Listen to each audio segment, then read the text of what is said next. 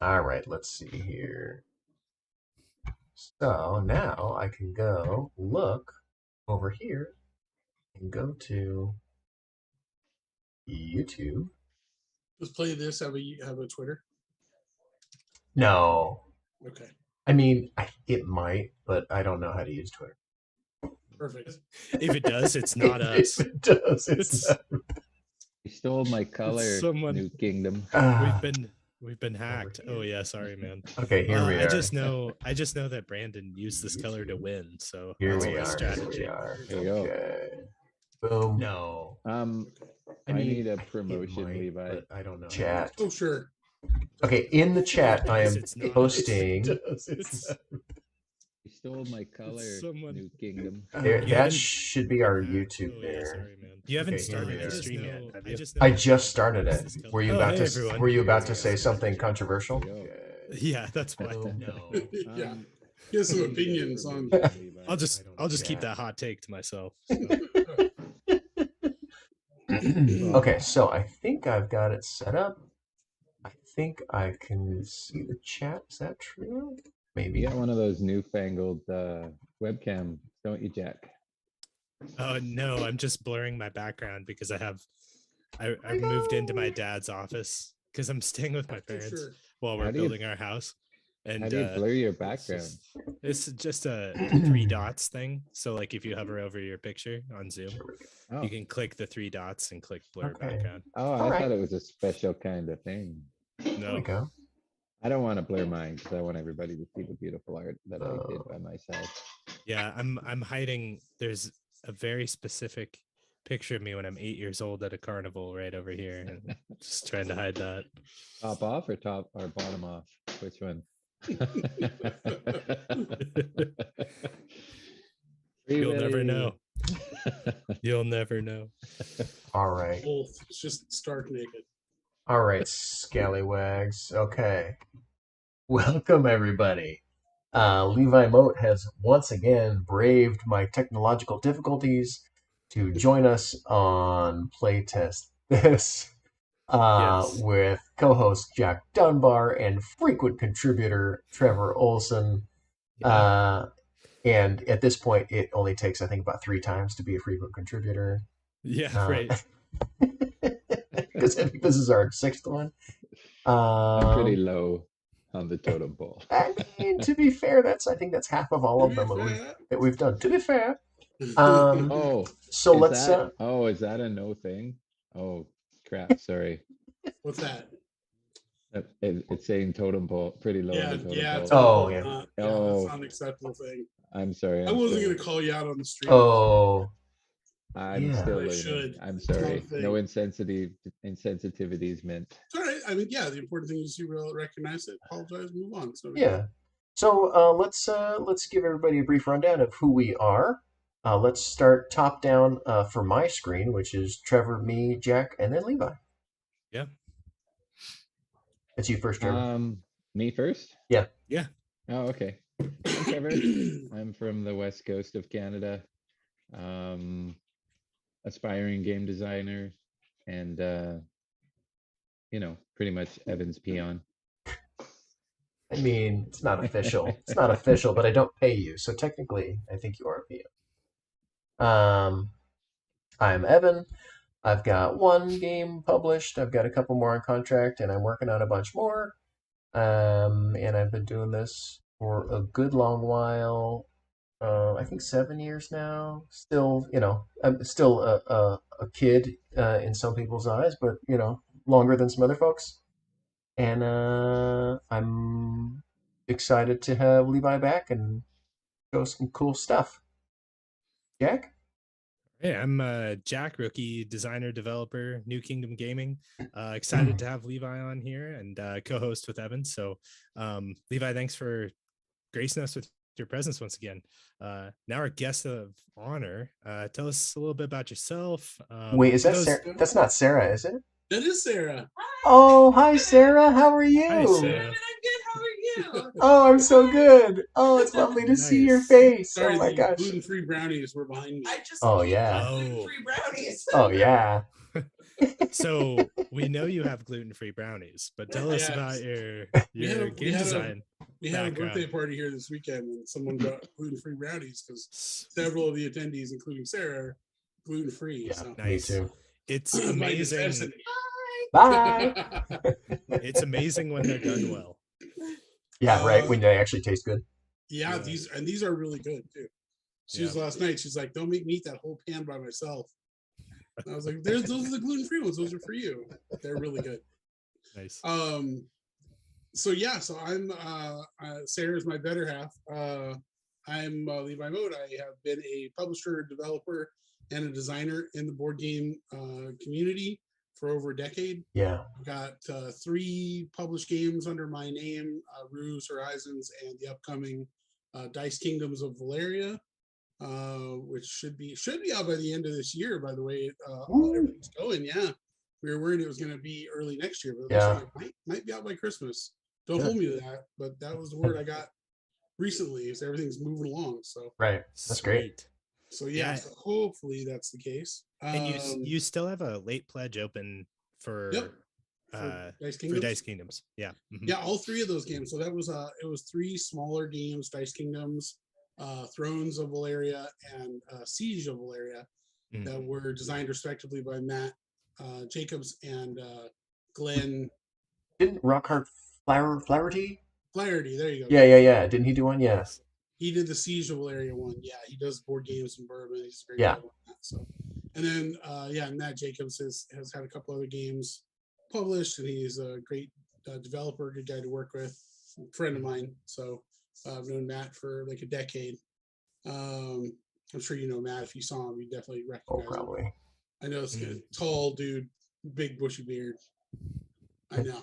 Tall dude, big bushy beard. I'm like, board games? Yeah. What? It doesn't sound like anybody. In the Pacific Northwest? Tall guy, Weird. glasses, beard? No. How does that happen? Yeah. So yeah, so that's that's about it. As far as this stuff goes, I do some voice work. I do some art. I didn't know you did voice work. That's awesome, dude. Oh, it's okay. I've done. I've read a couple of novels. I've done some other stuff. So I used to do more of it, and then I contracted about 2 years ago. I contracted Bell's palsy. Oh. You can still kind of see it every once in a while. Yeah. On the left side of on this side of my face. Okay. And it made it a little more difficult to enunciate as well as I used to. So I've really done a lot of that in the last couple of years, but it's still recovering. It takes a while. Yeah. So not quite all the way back to it, but but I've turned to. I recently got some stuff to start doing some woodworking. Oh, fun! So I want to start making like rings and cups and art pieces and things with a lathe. So. Very cool. I feel like you're doing everything I want to do in my life. Yeah. Because like I'm taking an acting class and I want to do vocal acting. Yeah. And I was just talking to my wife about like finally getting the wood shop built in the backyard and like making anyway. You're living the life I want to live. It's fine. Okay. Well, I got a decade on you. You'll yeah. Sure. Yeah. I'll get there. Levi's resume is just Evan's bucket list. Yes, right. Okay, so let's dig into City Blocks. This is a prototype of a game that has no real name. So just kind of call it City Blocks, and the premise of the game is that we are like the city fathers or founders, city elders, planning committee, trying to decide how we're going to build this city. We also have a vested interest. We have our own buildings that we're trying to get built, and we are, so that's how we're going to move these items into the city, get them built, get some points. Shockingly, this game, whoever has the most points wins. I know you've never seen that in a board game before. What? That's innovative. I love it. Yeah, that's how this game works. So these little circles will be our little point scores, and then these little pawns will tell us our play order and choose our options in the game. So the idea is we will line up on these 1 through 4, and then starting from the back, whoever's in the number 1 position furthest from the start will go first, and they will move on to one of these locations. Each of these locations corresponds with a building on your player board. If you want to Alt Tab or hit Alt on the player board to get a closer look at the player board. Whoop, I'm not in the right screen, am I? So There we go. I don't know. I can't look at your screen and this at the same time. Here, I'll do one up here just in case. So the types of buildings are the apartment buildings, the banks, industrial buildings, office buildings, retail buildings, and transportation buildings. So the apartments, the way this works, as you build apartments, you're going to remove them from your board from left to right. So the first apartment you build will then open up a scoring opportunity. All apartments come with a negative scoring, where if they are built adjacent, that little 8-pointed star means adjacent, adjacent in all 8 directions. If they are adjacent to a industrial building, then they lose you a victory point. There's -1 victory point. But when you build that first one now, at the end of the game, every retail building adjacent to all of your apartments will score you 1 victory point. Then if you build a second apartment after that, then not only will you score on the retail buildings, you'll also score on any parks that are adjacent to your apartments. You'll score 1 victory point for that. Then if you build a third apartment, now that value goes up by 1, and parks are worth 2 points to you per apartment building. And if you get all 4 apartments out, then parks are worth 3 points each, and retail is still worth 1 point each. And so each of the buildings scores that way. Banks start out scoring on office buildings and then add apartments near the end. Industrial buildings score for being at the edge of your board. And the interesting part about that is when you start building, whenever we take our first turn, whatever building we determined, let's say I started with retail, I would take my retail building and I have to build it adjacent to an existing building, which at the start of the game is only the city. And these want to be out here on the edge for their best score, right? So they have. So if I build outside of you, you can move it. Yeah. So they have something called replaceable. Special ability there said replaceable. This is the only building that can be moved after it's been built. So you can later, if I land on another industrial, and let's say you built your apartment building there, I could move this guy out here. And that's just an action, just like any. And that would just be an industrial action to move them out here. Cool. To get them away from the starting edge. And these up here, these spots are how you determine what you get to build. Correct. Yes. Or move. Or move in the case of okay, so then office buildings are next. They have a special ability where they can be stacked. So office buildings are built to be stacked one on top of the other. So you can, if you're skilled in Tabletop Simulator, you can stack these on top of each other. And so you can have multiple offices in a single space. Now you can't stack yours on top of someone else's. You can only stack on top of your own. But you could have up to 4 of them in a single space, and they will still count as 4 different offices when you're scoring other buildings on them. Skyscraper. Yeah, so such as like banks or retail or transportation that score on offices at the end, they would count every office in the stack as a separate building. So one clarification about that. If I have 2 stacks of 2, Levi, I would probably be out of the running for tallest building, but I would still get the maximum point bonus for these buildings, right? Yeah, absolutely. Okay. Especially if they were next to each other like this. Like if you had instead built them, out here, you would just get to use this stack of 2 to score all these and this stack of 2 to score all these. Oh, right. Because they score based on buildings that are next to them. Adjacency. Yeah, they score on adjacency at the end of the game. Okay. The next one up is the retail buildings. Retail starts out scoring just with apartments and also gets a negative for being near industrial.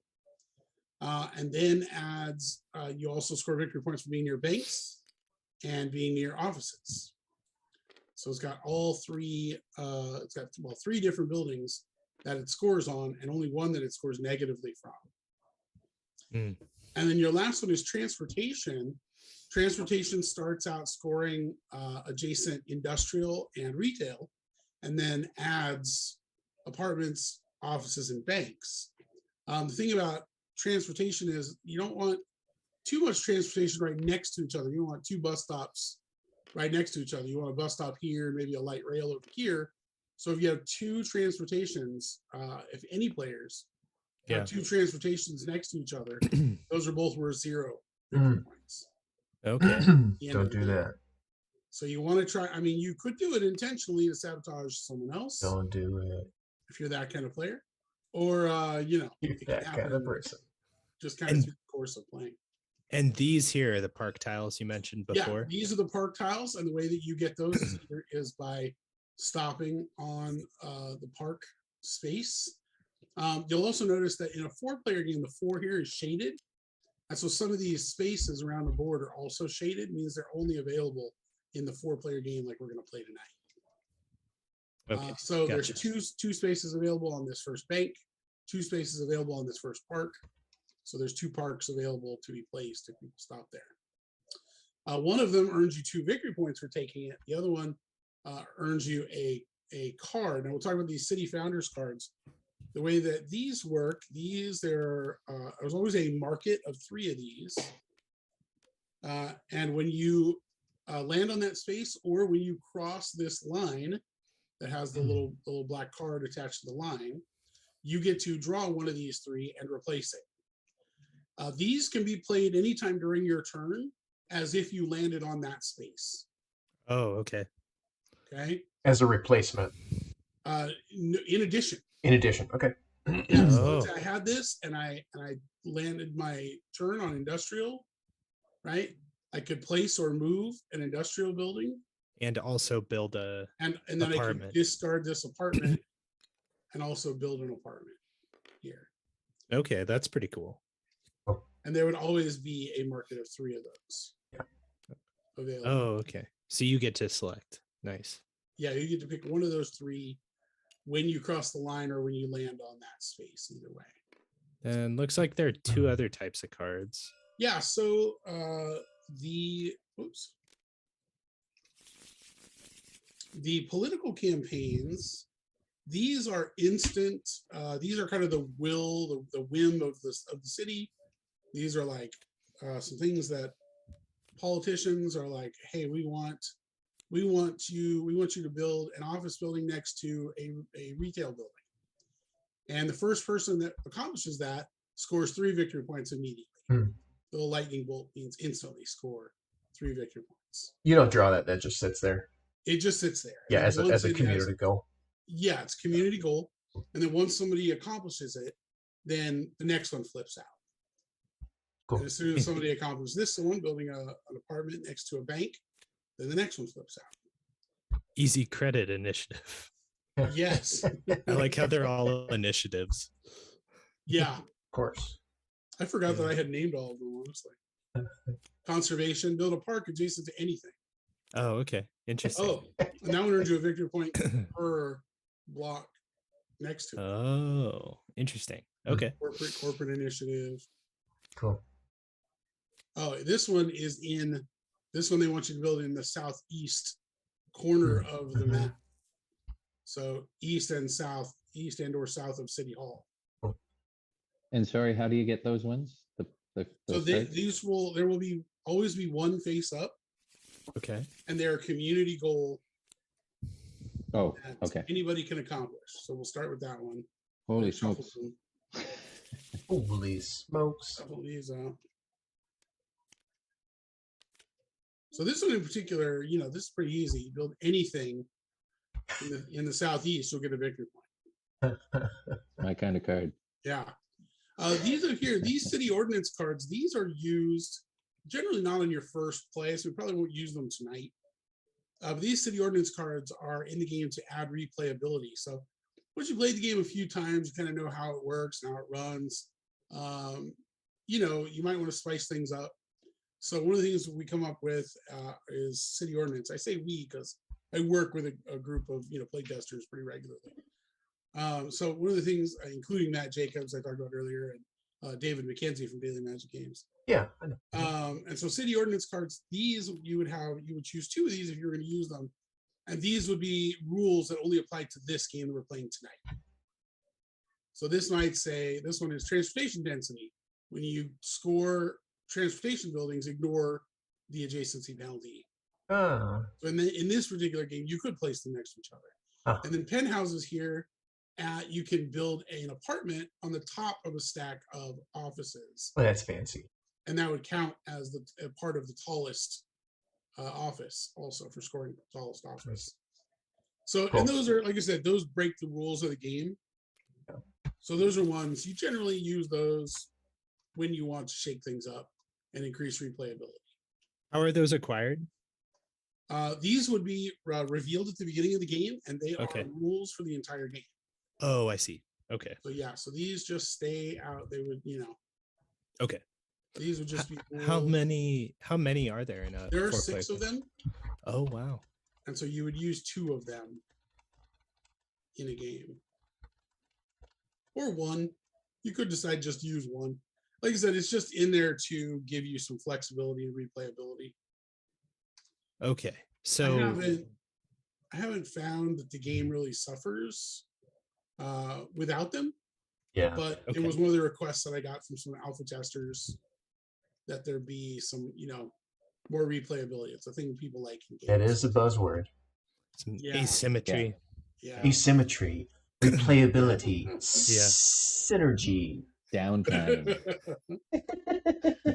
Yeah. And then, it runs pretty fast. A group of 4 can play it in about an hour. We'll see how quick we get through it. But yeah. Cool. Let's see. I'll drop a dice in here and we can roll it. See who goes first. Yeah. Before we start, do you have any? What questions do you have? Questions, comments? I think so. I just need to wrap my head around what buildings I should play, where, and when. But that's just strategy. So The thing that I think is the thing that I don't want to say trips people up. The thing that is hardest for people to kind of get their heads around is that you're not going to score most things. I mean, other than these political campaigns, you're not going to score your board until the end of the game. And in fact, the buildings you choose to play will determine how you get to score those buildings. yeah, So only by uncovering those buildings do you get those scoring opportunities. Yeah. Is it- Your scoring can fluctuate as the game goes on. Like the industrial zone is a good example. It seems like where, like, if you place, those could go from being worth points to not being worth points, and then back to being worth points. Right. Okay. And I can play it like other people's buildings affect my conditions of scoring. Yeah, that's the other thing, right? Is that you have to pay attention to where other people are placing, because you can score. If I build a office building next to the park you built, I get to score off that park, right? If I build a bank next to your office building, I get to score on your office building, yeah. right? Nice. So hopefully you're paying attention to where everybody else is building. Also, Hopefully. hopefully that's what Evan, are you listening? I actually am not worried about the stream actively right now, and I Nice. have been paying attention to the rules, and I might come close to more than half of everyone else's score. It'll be great. It'll be great. Is anybody monitoring chat? I don't know if you guys are. I take a Oh, peek yeah. over there every once in a while. Let's See if anybody's got any questions. We've got TK. Solidly a co-host job. Yes, exactly. Yeah. I would just wash my hands of it. We got TK and Sam of Sneaky Brick Games over there. TK's back. Yeah. They stopped in to say TK. hi. Yep. Hey guys, And who did you say, Sam? Yeah, Sneaky Brick Games. Oh, nice. nice. Thanks for stopping in. I get to, even though I missed the live stream for Galactic Cruise, I get to play Friday. So I'm Oh, do pretty you? excited Nice. about that. Yeah. Nice. Yeah, TK's been working on that for a long time. Yeah. It's Get pretty to play with the new graphic design. So that'll be really interesting to see. Yeah.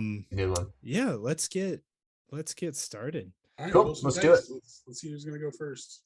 Is that the sole purpose of this chunky dice? Yeah, I just Okay. created it for this.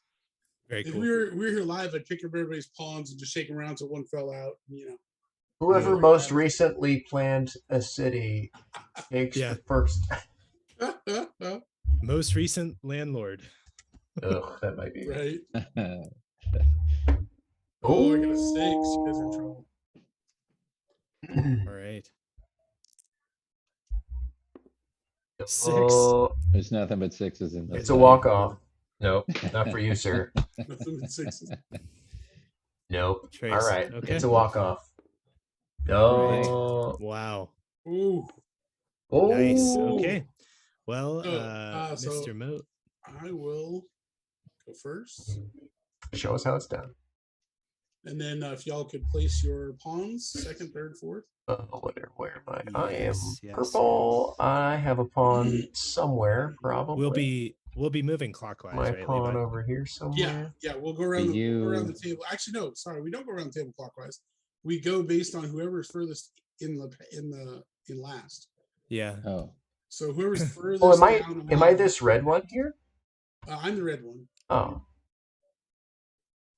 I was so do playing I red. play second because I rolled second? Is that right? Yeah. Okay. oh, I see. So I'm actually Pink. white. Red. I think you're you're white, so I guess you're blue? Red. Wait, no. Blue. Okay. Levi's Wait. blue. Nope. I can be blue. No, Levi's red. Evan's blue. Wait, how about What are Le- you, Jack? Levi? Why don't you switch from red to blue since that's Sure. one of the. And then There you go. there we yeah. So then, Is that Okay. better? so I have then no idea what to do. Can you change your color? No. here we go. So Levi's first, Yeah. Okay. and then it was Jack. That would be right. Yeah. So that's going to be you in second, and then and then it was me, and then it was And Trevor, then Trevor. right? And I'll put my little scory thingy here. Yeah, little score token over here. It's on 0 right now, which there's not a 0 spot. All right, so Okay. Trevor, so I touched your token. Oh, I feel dirty. So I'm going to start by grabbing, and you can go. I was going to say, you can go as far as you'd like on this track, but you can Okay. never go back.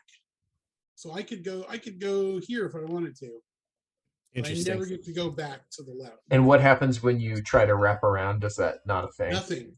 When you get to the end of the track, you You're can't go any done. further. Okay. And one of the Oh. ways, and the way the game ends is nobody can make a legal move. Once everyone has gotten to the end and nobody can make a Okay. legal move, the game ends. I see.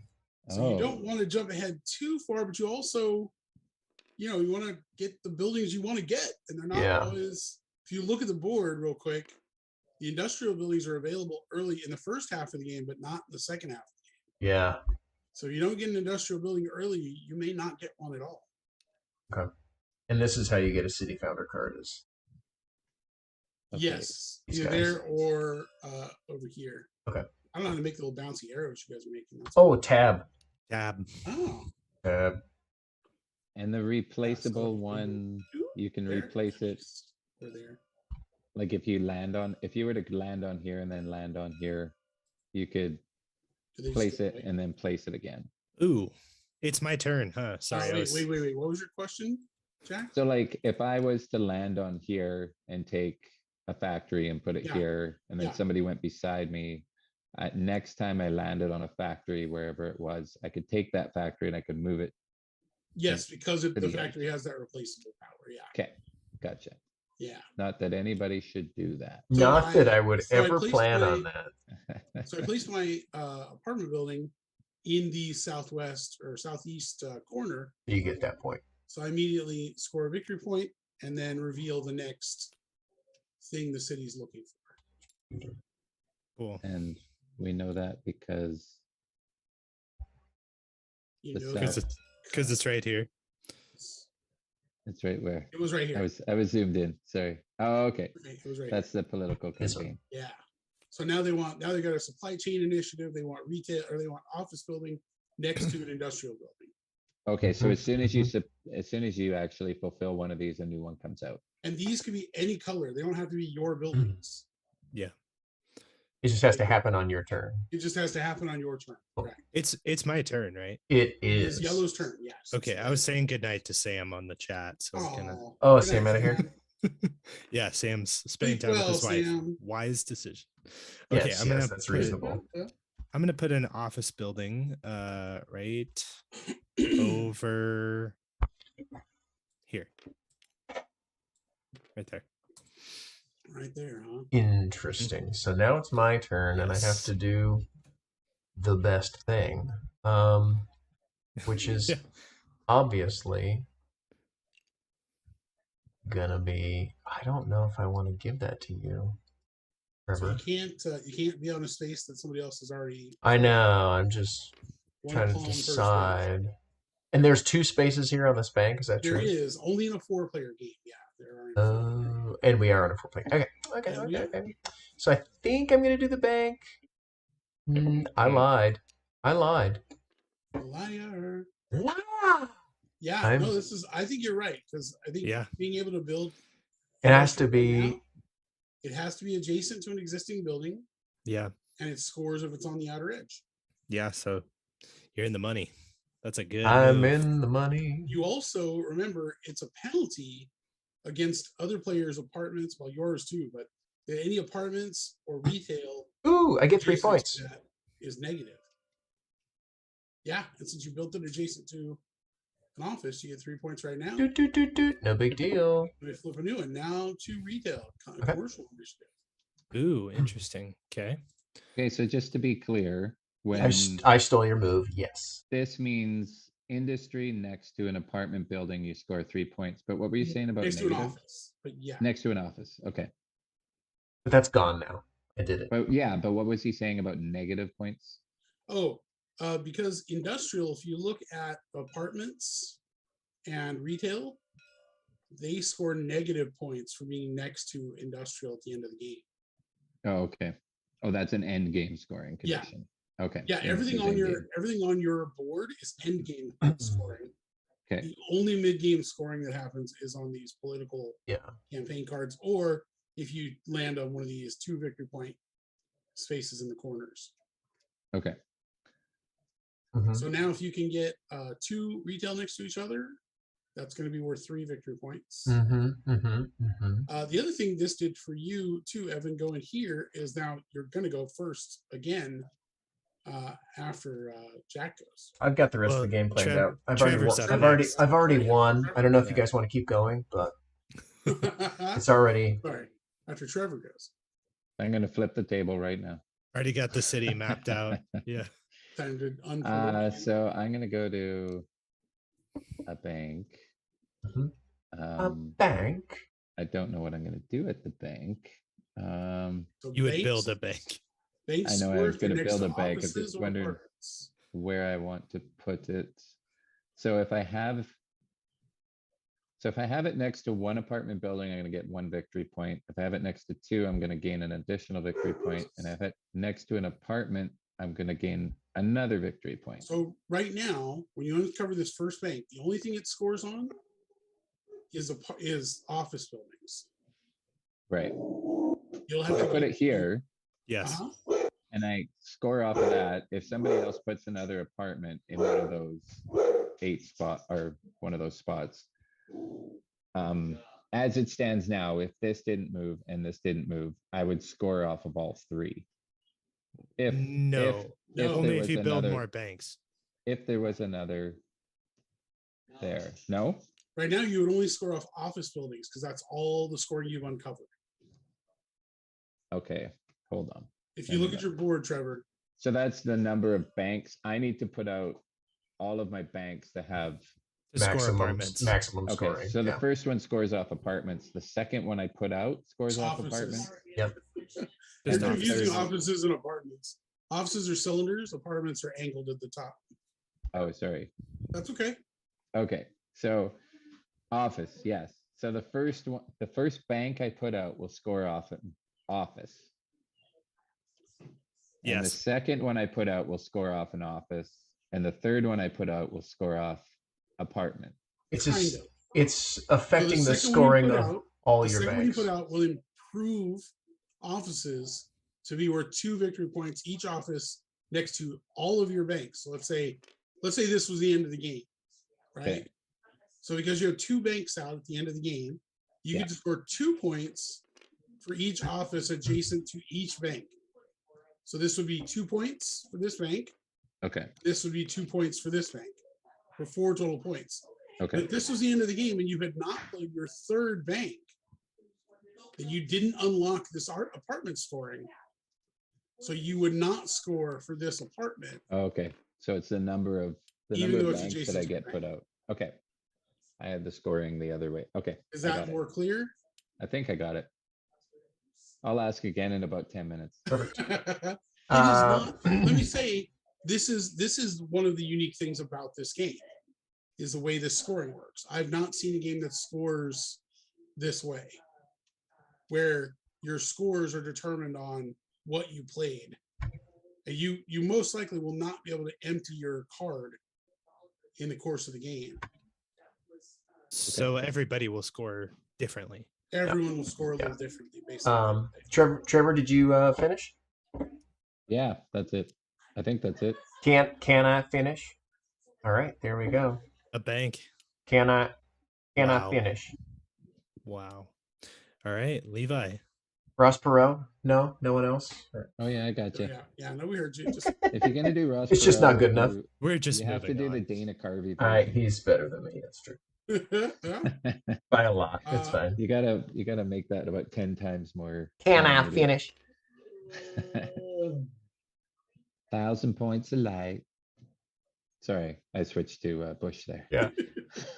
I'm gonna go ahead and build an industrial building. Wouldn't be prudent. Wouldn't be Jack's prudent. probably Jack's probably too young. Yeah, I'm just it's all over my head.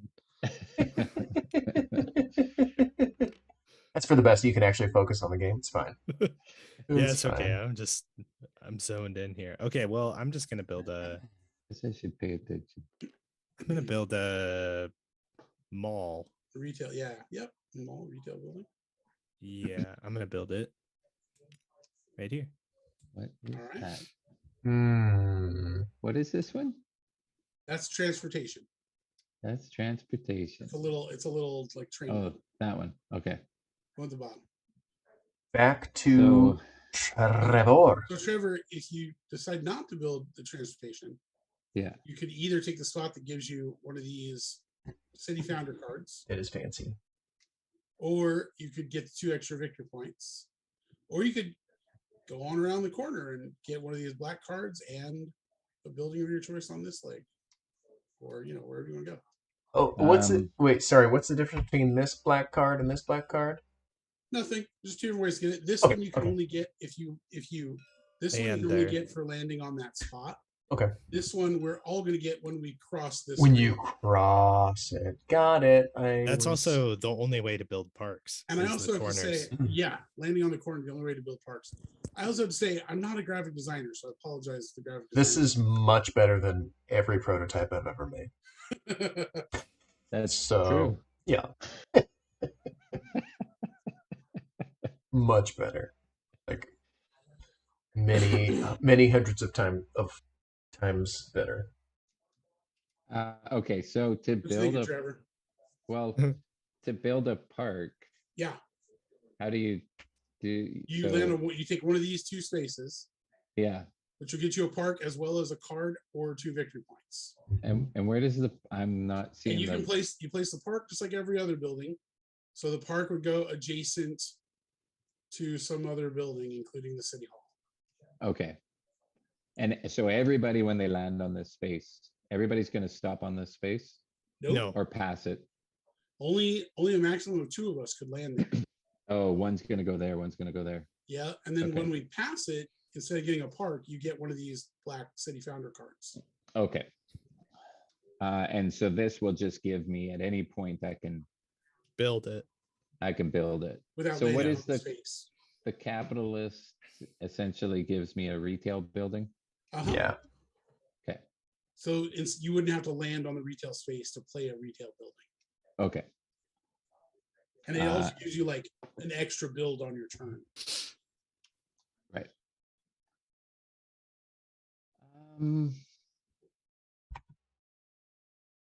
Mm, I feel like I'm not doing the greatest job explaining this.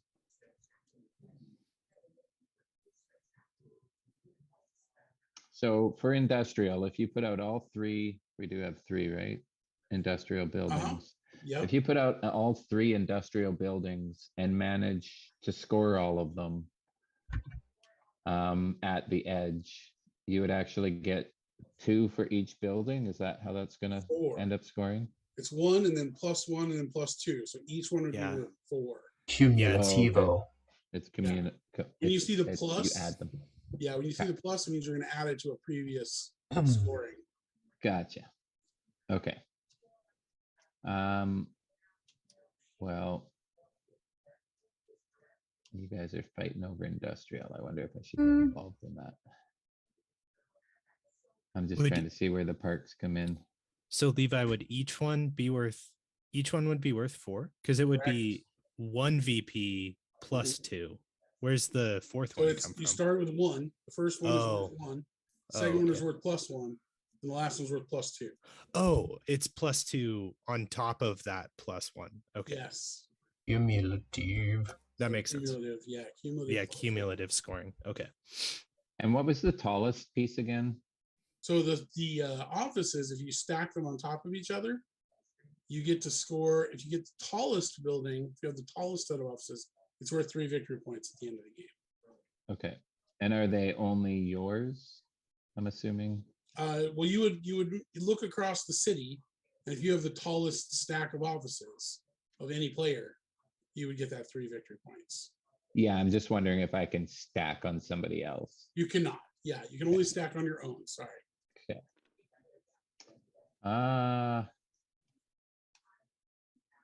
Okay, I don't think I want to do that. So let's do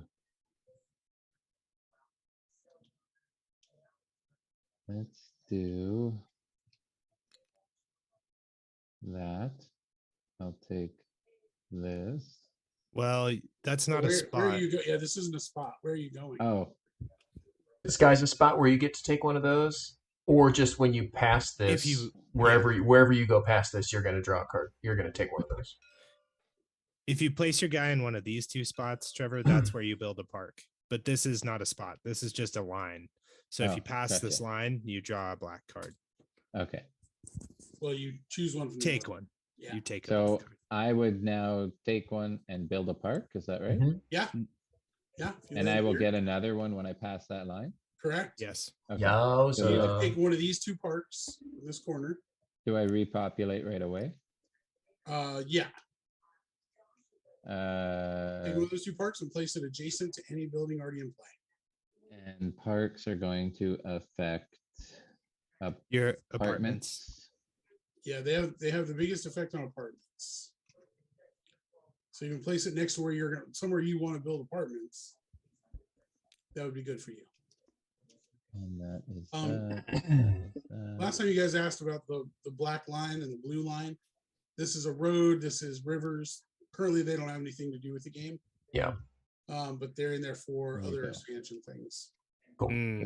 There's a freebie for your. And the only thing that cares about parks is apartments. Correct. Great. Yeah. I built some transportation Okay. right about Cha. Sure. No. So currently, transportation for you only scores industrial and retail, Oh, okay. which you have an industrial there and a retail there. Very nice. But by the end of the game, if you get that second one in, it'll also score these other buildings. It'll score every type of building, but it won't score this park.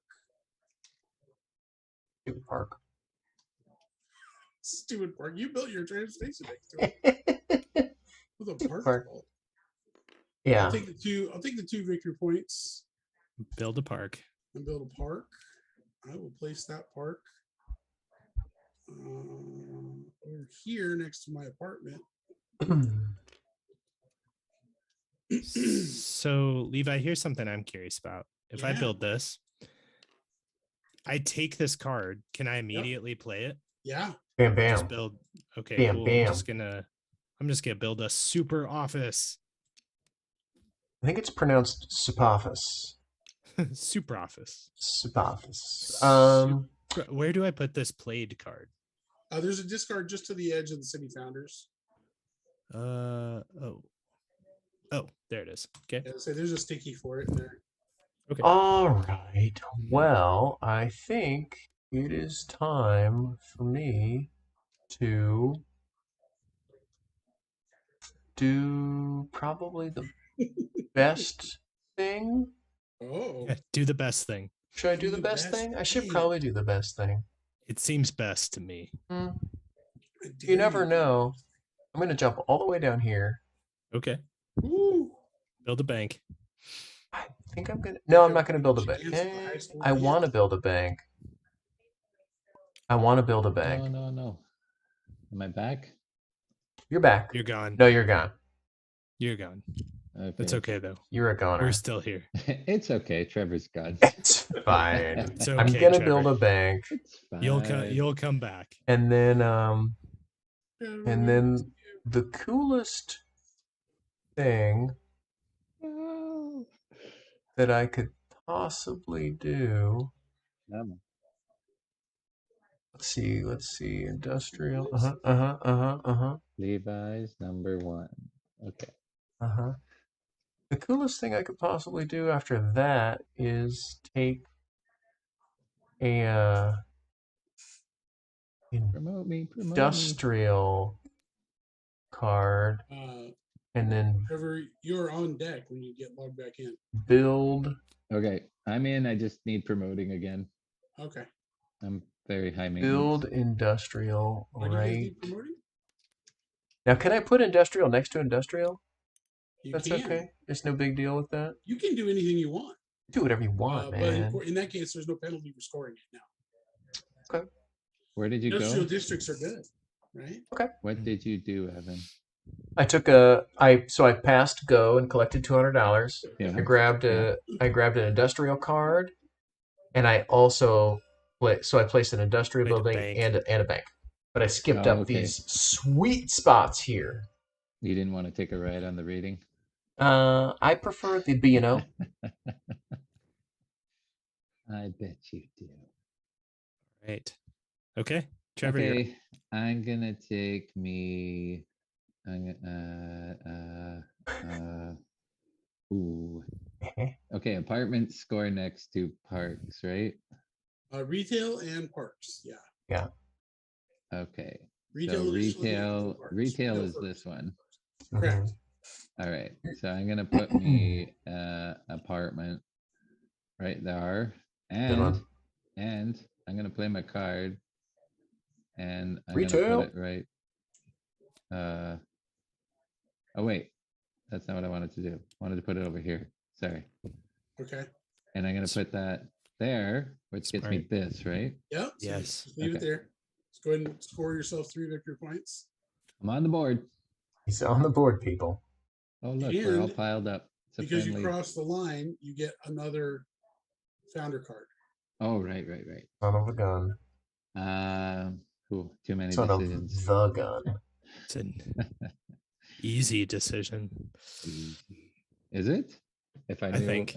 if I had in my head what they all did, yes, it probably would be. Okay, I got to look at the transit because I don't know what that does now. Transit scores on everything, but it scores 0 if it's next to another transit. Why can't I zoom this down? Come on, board. Oh, there we go. Sorry, it was cut off on the bottom of the screen. So it scores 0 if it's next to a transit. Does it score parks too, or no? No. It scores for me adjacent to. It starts out industrial and retail, and then it adds everything else but parks. I've It's jumped second. too far. All right. I've jumped too far. I ruined Do I have everything. any transits coming up? Oh, there's a few more coming up. So I think I will do. Sorry, 1 sec. TTS wonderful stuff. TTS wonderful.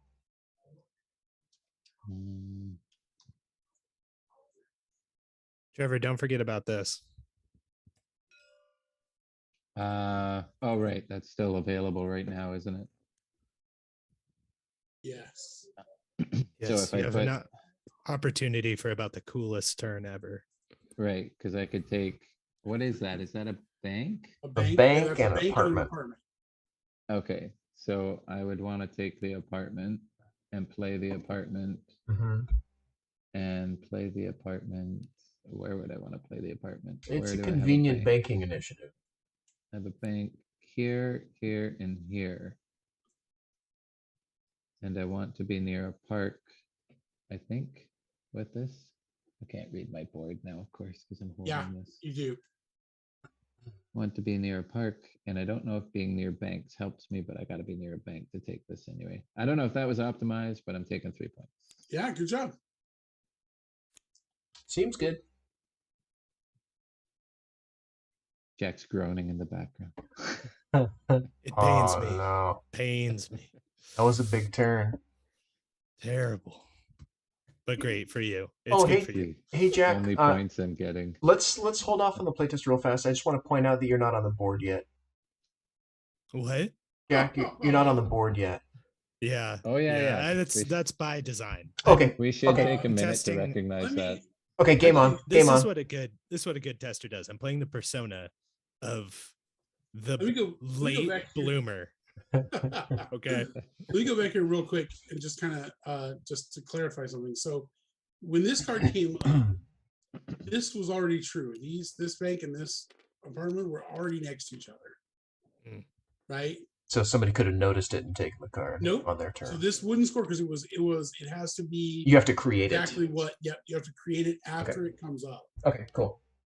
So I That just makes wanted to sense. make sure everyone was aware of that because sometimes people go like, "Oh, look, it's true now. Can I take it?" Like, no, Oh, only if I you see. created that to be true at that That point. makes sense. yeah. It's a new initiative. The city All right. wants to. So here we go. Yeah. Okay, so I get Now to it's a conservation initiative. I get to build a industrial and immediately go again. So What? Why do you get to Yeah. immediately go again? because What about old I'm in Levi? last place. Oh, never mind. What about old Levi here? I was going to It's say, not my turn. Did I take my turn first? Because I was going You to build an you industrial. blended into the blue. I just totally lost you there. I was like, wait a minute. I'm going to take this apartment That card, seems good. and I'm going to build this industrial Uh-huh. over here Um, near that bank because it's not my bank. What do Mhm. I care? Then You I don't, will obviously. build this apartment here next to this park. Mm-hmm. Okay. Now it is Yak. Now it's your turn. Yak's turn. Let's see Oh, what I it's your want to turn. do. Yeah. I think I think I want to build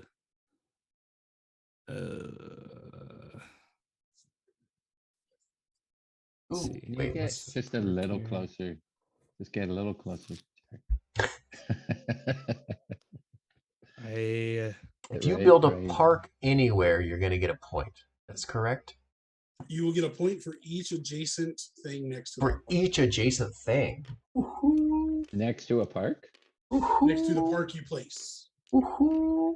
Oh, That's what this one's telling I shouldn't get excited. It's not going to be there by the time it's my turn again. you. it will not It be will there. not. No. Well, I don't want to put more retail out there because then you guys just score more. So It is semi co-op. You win if I win. Is Or- it? Well, I think I want to. I will at least say thank you. I think I want to place an industrial I spot. don't think it's semi-co-op. I make up So- rules as they apply to me You unfairly. are confused. Here we go. I'll just place a industrial, I guess. Mhm. Okay. Good one. That was a big Industrial jump. quarter. Industrial So I can quarter. do it again because I'm in last again. So I'm gonna go retail. And I'm gonna put this retail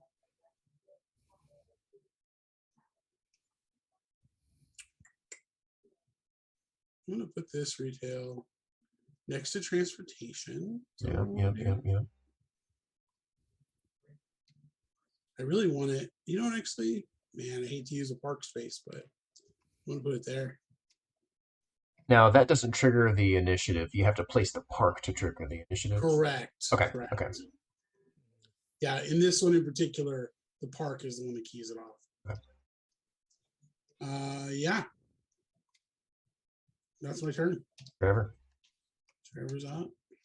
Hmm. Oh, it's 9. I wonder. Okay, so the retail starts off at -1 if you're near a factory. Yeah, so retail is always -1 if you're next to a factory. Always. Okay. And then in addition, you get a victory point next to an apartment.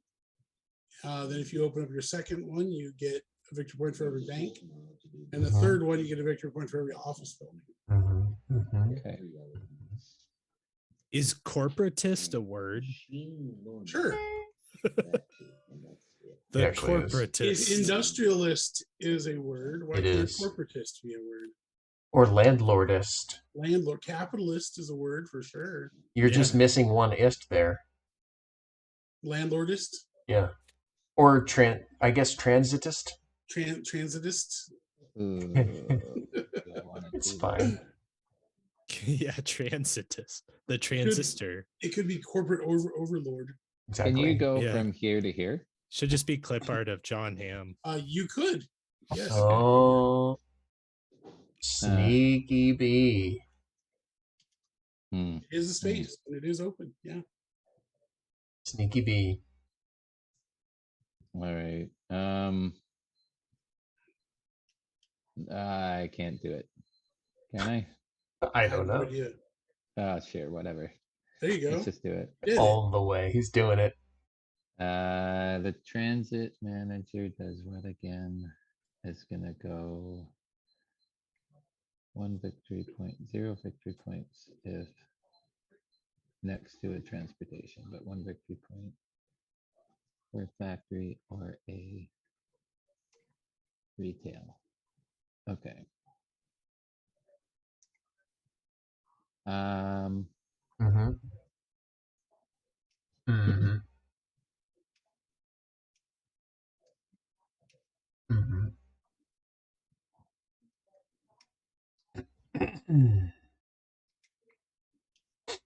I created too many choices, Trevor. I'm sorry. No, I'm always slow. Don't worry. I'm the AT guy. It's not your I'm the game. master of It's ATs. his brain. Gotcha. I don't even know what I'm thinking right now. It is interesting to try and find that balance, right? Where there's Yeah. like enough going on to keep people engaged, but not so much that there's like a cognitive load that people can handle. It's not that, it's just a matter of like, if I knew the game backwards and forwards, it would be a lot Sure. easier. But being the Sure. first play, it's like you're learning all the pieces and the cognitive load. So it's like, Right. oh, I got to go back and check my board, and it's just silly. Okay, transit, I don't care what I'm by except for office buildings, banks, and apartments. Oh, and factories. Everything. Transit goes with everything eventually. If you get both Okay. out. Everything but parks. Okay, then I'll take this transit card. Okay. Everything but parks. Like, is Yeah. parks bad for it? No. it's You not just can't negative, do it. It's just not a positive.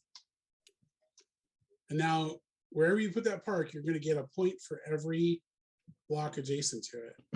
Yeah, I'm Yeah, trying to four figure out if four this- looks like your max. Yeah. it that looks like looks it. that does look like the max, doesn't it? Yeah. And currently you're crushing our faces. Let me give you Can I 4 get points, 4 please, sir. for that? Yeah. Yep. so take 4 Yep, victory yep, yep, points for yep, that. yep, yep, yep, yep, to Okay, 10. and I can play. Oh, before I play the park, just out of curiosity, There you could I have go. played this? You could play that. You could play it. in Okay, can I order, play yeah. that first? Yeah. Let's You do sure that, can. and then play Play the that, park so I there, get get one one more more point. point. Sure. I'm a point. That's the sound. That is the sound. Yeah, This goes Man. into this card. Scoring that's the looks sound, all fun. right. I should try that.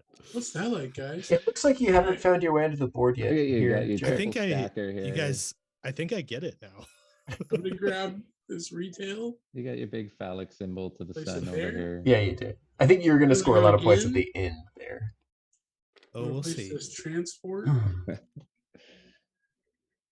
over here. He gets 6 points for that, is that right? For putting a 3-stacker? What's that? So for putting those 3 buildings on top of each, oh no, for the 4th, if he can get that 4th building out, It's that'll be worth 12. 6 points. Oh, Yep. plus, Each, oh yeah, each, yeah, each. right. Plus 6. Plus So it's, 2, yeah, it plus doesn't 3, go. plus 6. It goes Right. 1, 3, 6, 12. Yeah. Both Right. and all of them.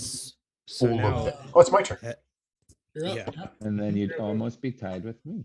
I'm going to place this here apartamento.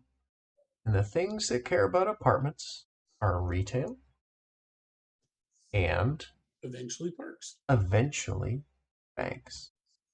Parks. Maybe. Oh, I see. Banks care about apartments. Yes.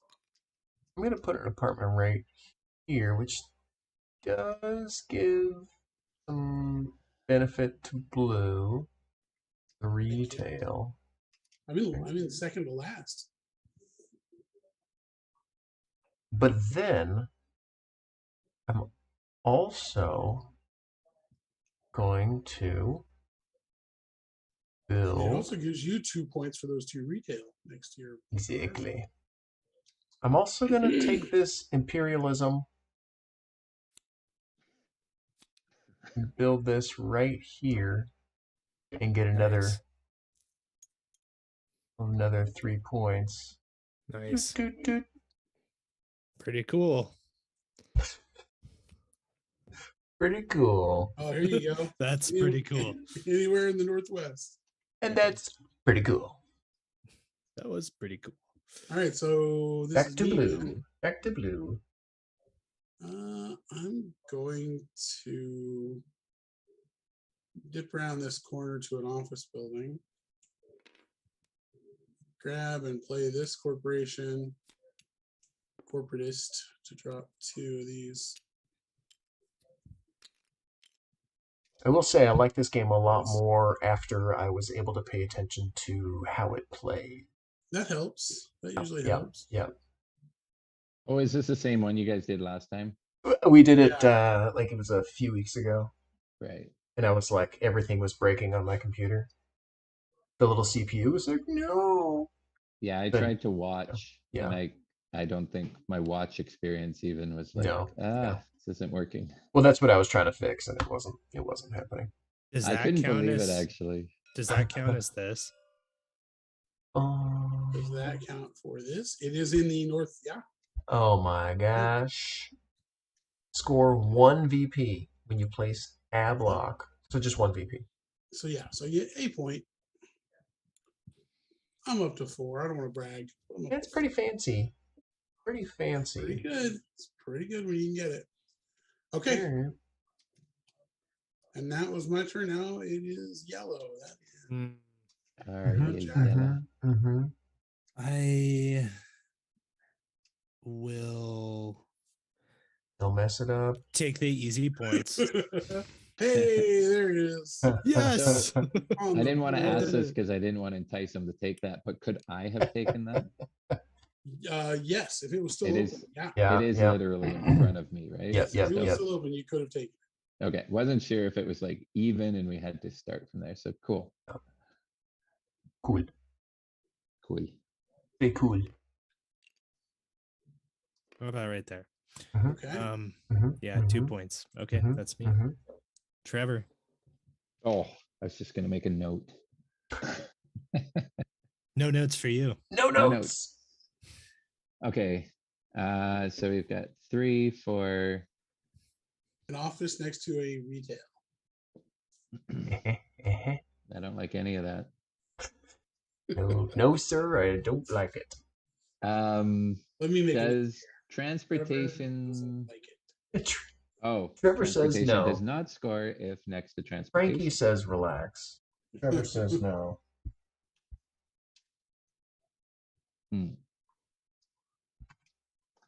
Okay, I will take the transportation. All right. And Get your second one out there. out here. One space. No, sorry. There. What am I doing? Okay. It's a better spot. I will place bank. And my banks want to be by offices, so place a bank here. And then retail wants to be by banks or so I'll do that. I'll pass this. I'll buy a mall. I'll build that right there. I'll get this. Yeah. Look at Points. You're Boom. almost. Oh my gosh. what he's doing. Points. He's all grown up. I did it. I did it. Oh, it's back to Alright, me. that's It's it, back to me, and the first thing that's open It's is the best thing to be open. Oh, look at that. find a bunk. Why? I do like building banks, and I want banks to be near cool stuff. Spoken like a true corporatist. And this is a bank, and I want to build a bank next to a bank. Is the word bank losing all meaning? So as I build this bank, I'm going to bank some points in my point bank. Oh, Ooh. you know, play a bank to bank some points. I'm going to bank some points with this bank. You can bank on it. Yeah. 3 points.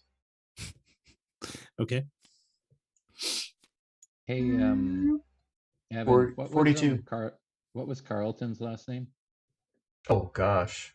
I think he was definitely in banking, and he had a bank, and I'm pretty sure he had an account at the bank. I'm not sure. You're up, Trevor. Okay. We are more than halfway through this game, guys. I don't know if you realize that. I do. I mean, I don't. I think we should I quit do. right now. Because I'd probably still miss. It wouldn't be the first time I stopped playing a prototype in the middle. Here. Oh no, I mean just because I'm ahead. yeah. Probably not really. Oh no, we still have to score It's our probably board. false. Yeah. It is a false. Yeah. Well, we don't need to do that. Come on, it'll Go be with what's on the board. fine. Just take it. Okay, so we've got apartment and again, what is that? That's apartment building? Office. Dang it. I was getting mixed up. This is also important. I just noticed something that Trevor did here. You always want to take from the left and space first. that is probably because the scoring unlocks left to right. I tried to draw little arrows on there,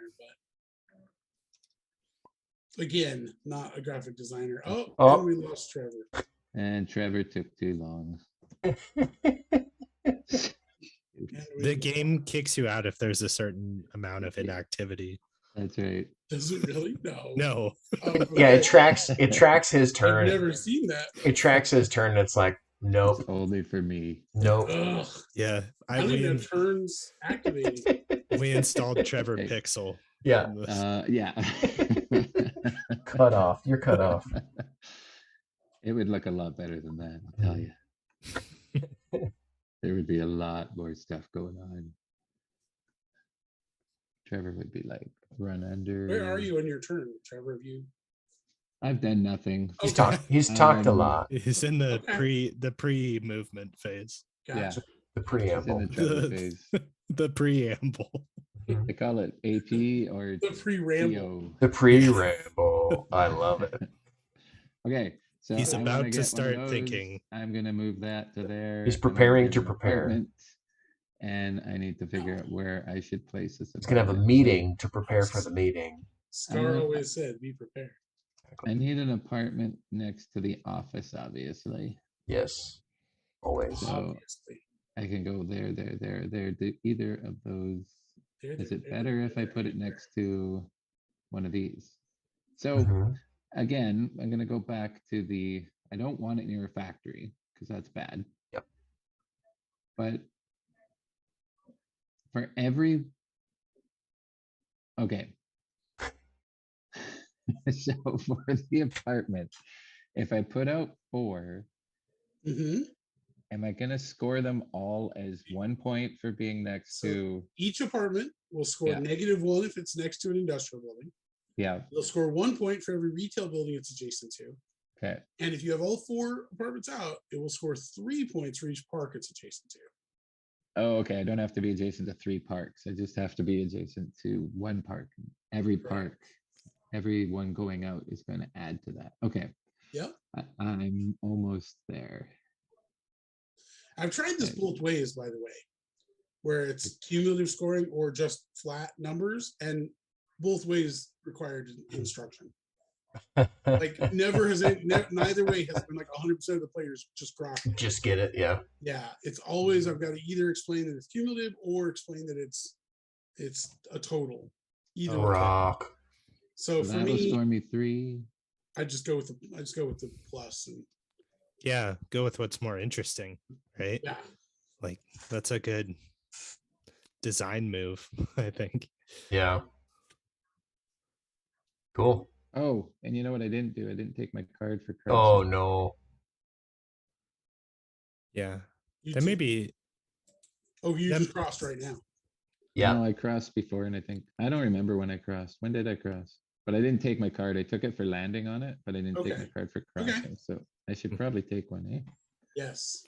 Hot But I- cross Don't banks. don't show me that card yet. Hot cross Um, banks. what I really like about what you just said, Levi, is Yeah. I tested this both ways. Uh-huh. And like that alone is so good because it's helpful to, to be able to say like, oh, well, I did this. I tried it in both ways. I found out it took the same amount of explanation either way. So why not do the thing that feels better Yeah, at the yeah. end of the game, right? I think it's just sometimes I think new designers can get into the headspace of saying like, well, I can't change this because it's sacred. But if you change literally everything and see how it goes. Yeah. If there's any question in your mind, just test it. And then right? And I can tell you, like, for me, it was developing other people's games really helped me with that. Yeah. Like, because when you're developing, you're going to tear everything apart. Yeah. And try and put it back together, in a more streamlined way, or to solve whatever problem the publisher has. Because I was on, was it breaking into board games with Gil and Tony.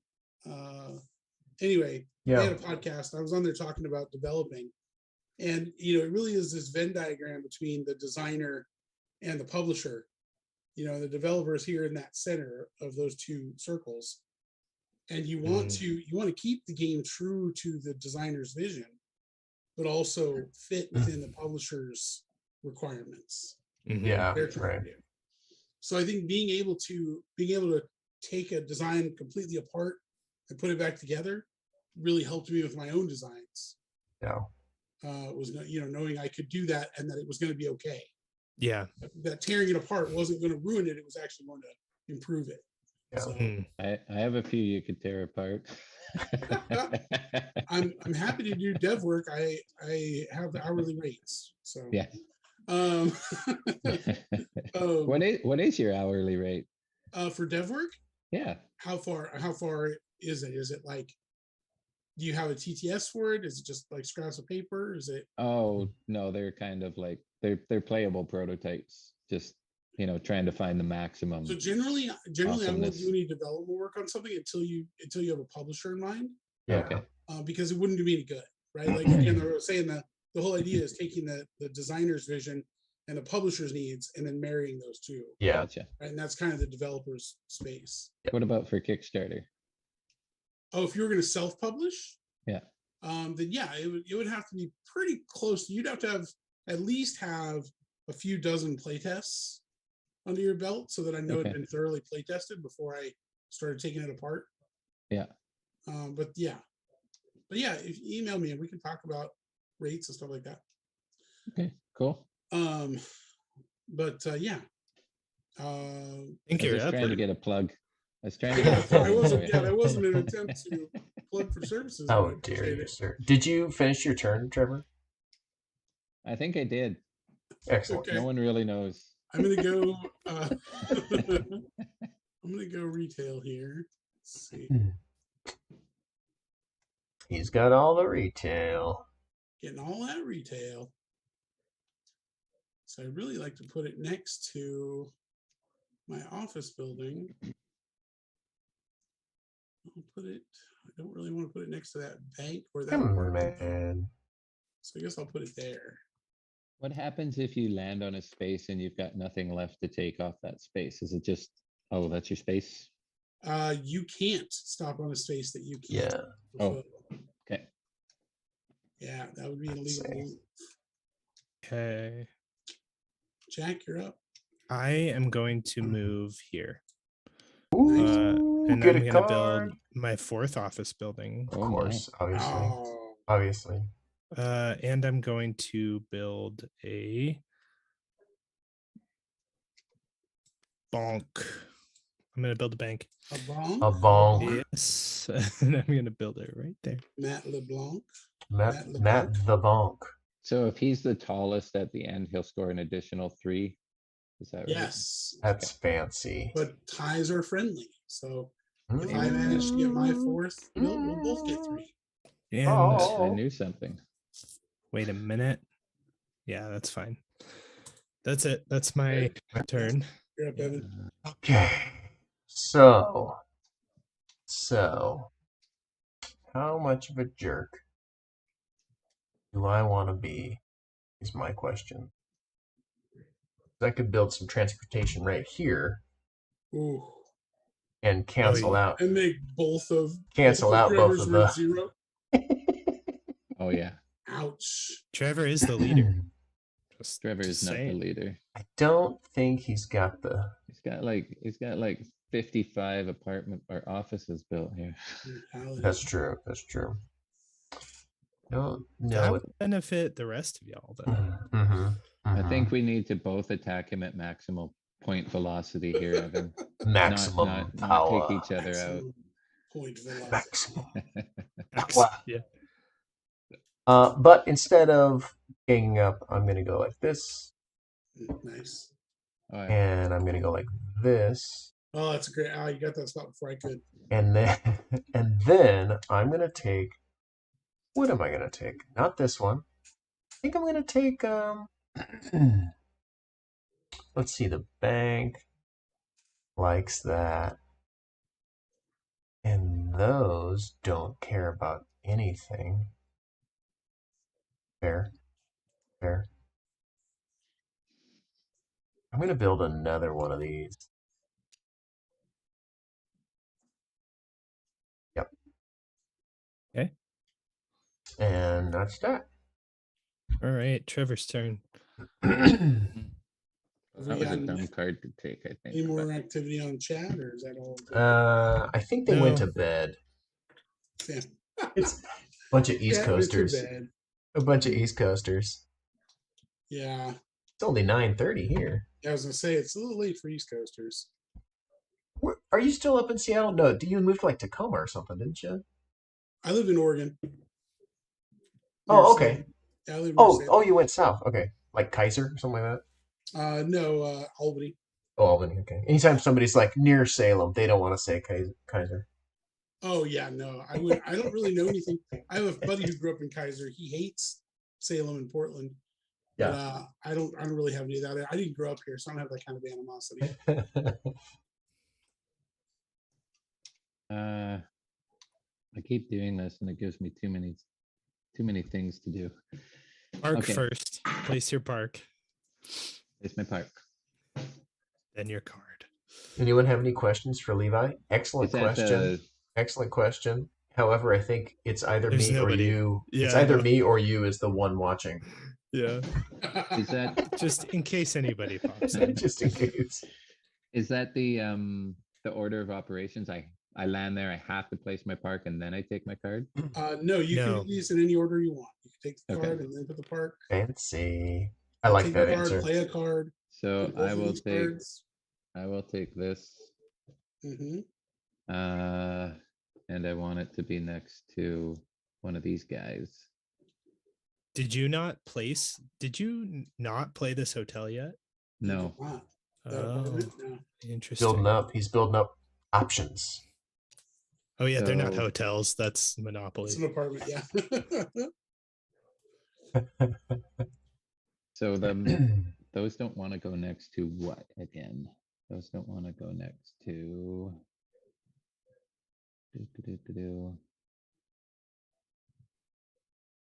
Retail. They don't want to go next to apartments. Are you talking about industrial? Yeah. So apartments and retail both get penalty for being next to industrial. Yeah. Okay. So this So- this card is in itself a punishment To somebody. to someone. Yeah. Not to me. Not to this guy. To the blue guys. Yeah. Ouch. So that's 3 points. Well, you did it. Oh, you did it. Oh, he did it. You did it. And then I got a park to put out, and I've also got this. Oops. Is that the last park? Or did I just rip off too many? Or is It's the last one. Oh, okay. Um, Who? did I not place that one either? You must have grabbed the wrong one last I'm an idiot. time. It's Uh, fine. Let's put the park up There's one left, so that's good. here. Oh, fancy.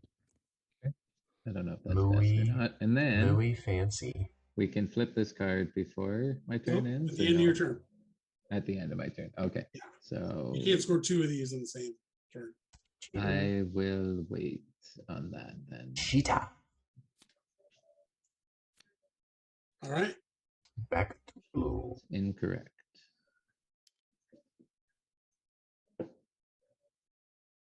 And this ends when no one else can play. It's going to end when there are no legal when a player has no legal play. Okay.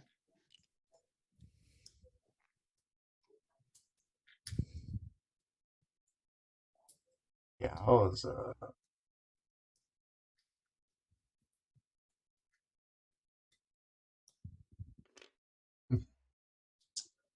Also take 2 victory points. And it's Trevor's turn. That's it. Everybody lets out a little groan. No. No, it's Trevor's turn. Fine, man. It's fine. Decisions get harder at this last leg. Mm-hmm. That is going to be next to that. Next to, sure, let's do that. We'll go, oh wait, where was I? Here? Yeah, that's Oh, how you you were were. there. Let me see. What do I want? I want that next to that. What do I Sure, want? let's do that. I'll take that. I'll do, On your left. Start with your left. On your left. Yeah. I want well, money. I don't know if I'm going to do that yet. I got to take my card. Some say the best things in life are free, All but you can give them to the birds and bees. I want money. Okay, yeah, I'll do that. Which, where do I want to place these? I haven't put these down yet. Banks, like them. Thanks a lot. Yeah, I can't help it. I don't have it. Why? Good. You're the only one that can, in fact. Yeah. You're the, Okay. only I will you take- can stop it. Only, Only you you can knock it off. can prevent dad jokes.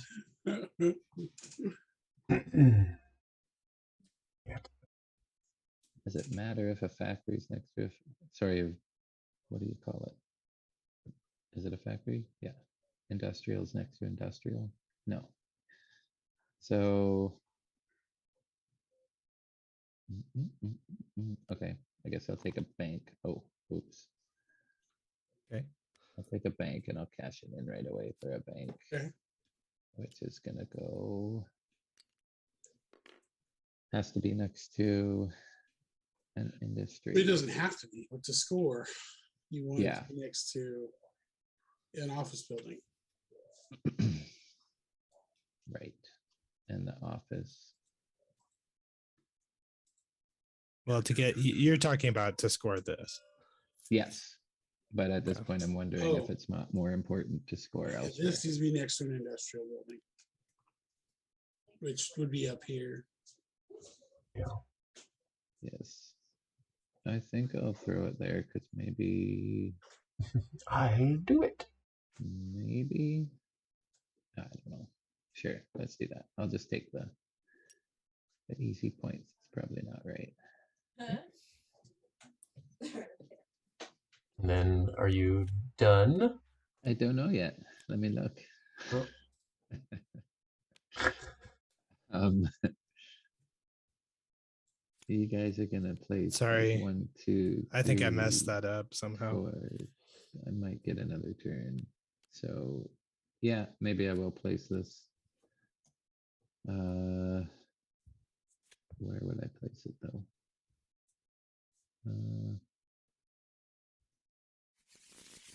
So I want it next to a field of green. Mhm. Is there anywhere I don't want it? I don't want it next to a factory. Okay. Right. Not next to a factory. You want it Ooh, next to unique. parks. Right. Is what you want it next to. I could do that. Oh, so I want it up here. Yep. Yep. Because that Exactly doubles me what up. I Does would that have double me done. up, or is that like, oh, this is next to a park and it's not like next to 2 parks? Does it matter if it's next to 2 as opposed to 1? Each Yeah, you park score that's next to more. it, yeah, will score you more points. Okay. Yeah, so these two will score for being next to 2 parks. Okay. This one will score for being next to 1 park. It's like I planned it, which I did not. Okay, Levi's All turn. right. They said it wasn't going to happen. They were wrong. I will take this apartment building and this office. I'm going to add this office here. Okay.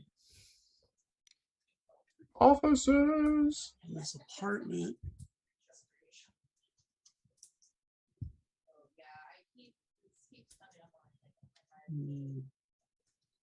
Nothing great to put it next to.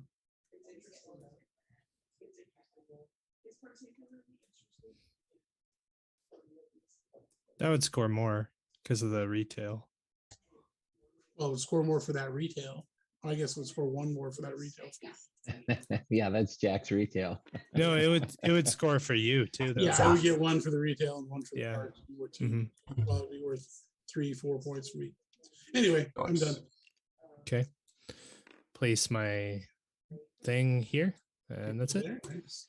Seems good. What do I have left? I can do a You can go retail, bank, or office. office. So retail wants to go next You can't do to bank because you're out of banks. a lot of banks. I could do office. I don't know if anything I have is near an edge that will care about an office. So all my edges are blocked out. So I'm not going to do office. I am going to do retail. Yoink. And I'm going to go right here. Sorry about that. When I placed this apartment next to this bank, I should Oh. have scored this. Oh. Yeah.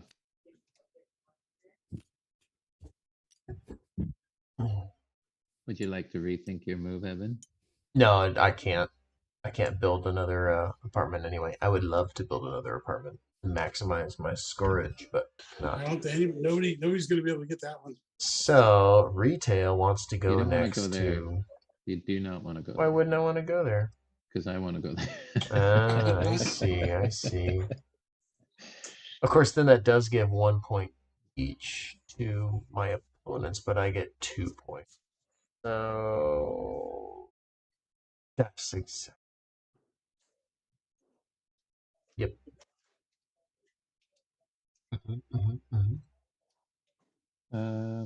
All right, so I can take bank or apartment. Sorry, office. Yes. And you can't pick office because all your offices are in play. Oh no, sorry, I'm looking at Jack's, not yours, Trevor. Yeah, I got almost no offices up. Like there is no bureaucracy on this board for me. Everybody's a worker. I don't want to think about it too long, so I will put my bank Build a next bank. to an apartment. And there's Yeah. no negative of putting it there with these guys there, right? I'm just. I don't think the bank, that. I don't think there's any negative of doing that. It does help that retail. Looks like Jack gets the final move, but he can't even take that move. Yeah, I can't do it. So Jack So made then- the legal move, so that's so the end then- of the game. end of the Oh. game. Oh, I don't get to take my move? Mm-mm. No, because Oh. the player Last can't. legal move. Yeah, if the player can't First- take a legal move, it ends the game. Oh, all right. I don't I think. Sorry. heard y'all. I think I would have got 1 point out of the deal anyway, so I think I'm okay. Nice. So now we get to score. Yep. So the easiest way to score is to start with one color. So like, let's start with Trevor. Yeah, Okay. let's score for We'll start Trevor. with green, and we'll just start at the top. Start at the top row and move our way down. So we'll start with this apartment. 1, 2, 3, 4, Trevor, what are 5 your apartments points. score? What's Oh, that? sorry. What are your apartments score, Trevor? Oh, you look want at me your to board. score it? Oh, hell. No, what are your? Just tell me what your apartments score. If you look at your board, Oh, score 1 point for every I've got retail. all of them out. So I get 1 victory point for every what's it called? adjacent retail. Retail. And I get And 3 points 3 for every if adjacent I'm park. next to a park. And -1 if you're next to an industrial. So for this one, you got 1 retail, 2 retail, and a park. So that's 1, 2, 3, 4, 5. Yep. Points for that. Then for this one, Yep. you got 1 point for this retail, and then 3, 6, so 7 total points Yep. for this one. Oh. This one, we got 3, 6, 7, 8, 9 total points for this guy. And you have 1 more apartment somewhere. Here it is. So this apartment, I protest.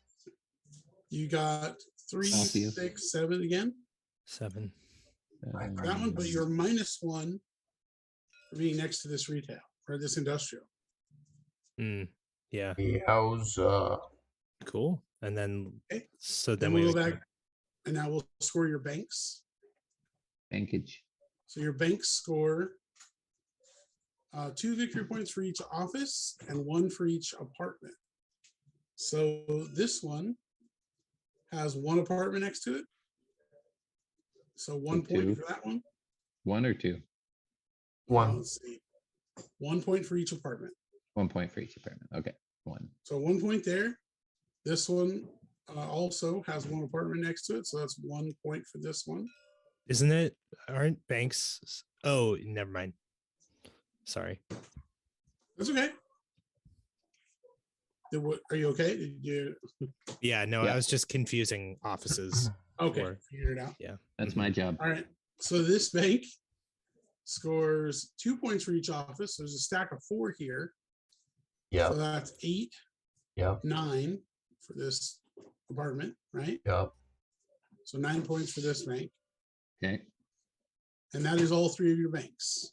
All right. So your industrial, Not good. you look at your industrial buildings, you have 1 industrial on the edge. So you got 1 point for this industrial. Not very industrious. Suddenly I learned a new trick with those arrows. Now I'm using it constantly. Yeah. All It's right, actually really useful. Look over yeah. here. Look over Then the here. office Look over here. building, you built a single office building. So that's worth 1 point. Uno más. You built one retail building.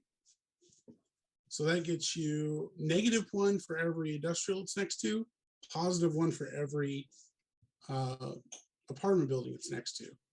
So this is your retail building. Man. So you got 1, 2, 3 Yeah. for the 3 apartments. Trevor, I feel like you're like surprisingly good at this game. And then your Any- transportation. I'm surprisingly good at any game if Transportation's I'm easy good to at count it. because you just look at everything except parks because you got both of them built. So this one's worth 1, 2, 3, 4, 5, and this one's worth 1, 2, 3, 4. So 9 points in transportation.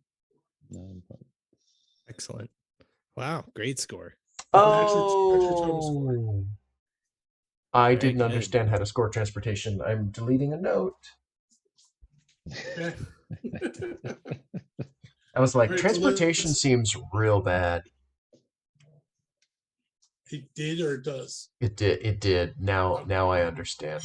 Okay. Now it seems Let's- better. Evan, Yes. let's score yours. Great. So for apartments, you get -1 for industry, +1 for retail, and +2 for Yeah. parks. So I got And you got 3 of this those. sucker. So I'm looking for retail, which I've got 1, and then parks. Mhm. That's a 3-pointer. Yeah. Doot. This guy is going to be 2, 4, 5, 6. Correct. Nice. Doot. And then this guy is going to be 7. Because plus this one. Mhm. You've got 2 parks and 2 retail here. Doot. 1, 2, 3, 4, 5, 6. Oh. I lost this one. Okay. Yep. 6. Yeah. Got it. And then banks. I think this was my big money, is my banks. Yeah, your banks are scoring on 2 points for each office So, building, here's a bank. 1 for each. So Oh that's my. 8 points plus 2 for 10. Mm-hmm. So to there. And then this bank is getting 8, 9. Mm-hmm. So 34 goes to 42. 43. Oh, really? Mm-hmm. Because you're 34. Oh, 34. I don't do math. And then my You also last get- bank is over It's all good. here, and that's going to be, is that a 3 stack or a 4 stack? That's a 3, 3 stack. So that's 6, 7. 6, 7. So 3 is 50. Okay. Industrial. I have all 3 out, and they are all near the edge, and each one is worth 4 points. So That's 3 12. times 4 is 12. So 62. And then I have a retail building, which is over here for 2 points. 8. Now next state is the industrial, so that's good. And then I have a transportation building, which I didn't quite understand how to use, but that's okay. It is worth 1 point for every factory and retail. So I'm right here. And so 1, 2, 3 points. Yep. Is that it? That is all your points. There's got to be more points. Like, I would say maybe like 6 more points somewhere. Let's Yeah, see. where's the rest of my I'm I'm points? missing. I think I'm missing Okay. 6 points. Jack So took them. Jack, So I no got apartments to score on. nothing. I got 12 for my banks. Because they're next to these offices. I have 2 of them. Uh-huh. Right. So that's 12, right? So 17. Then industrial, I just have 1 point because I have 1 on the edge over here. Mm-hmm. And then my offices. Now I have a stack of 4. So you get And 12 for that, plus you have the tallest. So 15 points. 15 points for that. Okay, so I'll put me up at 33. Then retail. I have my retail maxed out. So retail is 1 point for each bank, office, apartment, but -1 for any industrial. So this one, let's see, 1, 2, 3, 4, 4, 5, right? 5 points. Yep. So 5 points, 1, 2, 3, 4, 5, 6. So 5 plus 6, 11. 11. And then 1, 2, 3, 4. So 15. 15 more points there. Okay, so 48. And then that's it. That's it. Yeah. All right. My apartments, I get a point for retail, -1 for industrial, and 2 points for parks. So this one gives me 2, 3. This one gives me 2 more for 5, 6, 7. And this one gives me 8, 9, 10, 11, 12, 13 total. So 13 9 is 22. I feel like you missed one on the first one. Oh well, it's just 1 point. Did I? We'll see. I don't think so. 3, 4, 5, 6. Right? Or no, 2. Sorry, 2, 3, 4. But then no, 12's right. That's right. Okay. it's -1 for that industrial too. Yes, and there you go. -1 for that industrial. All right, then I've got 2 industrials out on the edge, so those are worth 2 points each. 4. So that's 4 points. Then I've got 3 offices for 6 points. Did not get the tallest. Then I've got all 3 retail out. So this one's going to score. Let's see, retail scores on banks, offices, and apartments. So this one's going to score 3, 4. And this one's going to score 5, 6, 7, 8, 9. And this one's going to score 10, 11, 12, 13, but -1 for this. So 12 more points, puts me at 43. And then my transportation only scores for industrial and retail, unfortunately. Yeah. So I got 1, 2 more points for that. Yes. You retail? Aid to bloom, but not last. There we go. There were 2 games here. There was me playing Levi, and there was Evan playing Trevor. So there you go. Those are the final scores. All right. It's really just about, did I beat Jack? That's all I care. Yeah. Right? Yeah.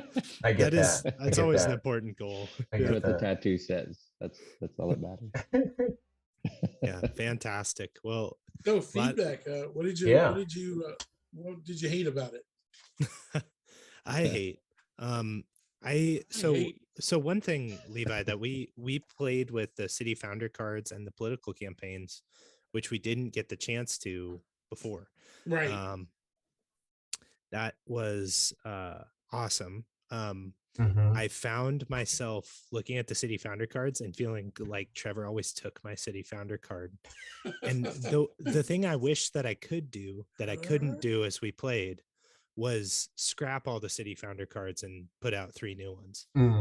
That I think would have been a great move to be able to do somehow, whether it was by some other card or if there was some sacrifice for it.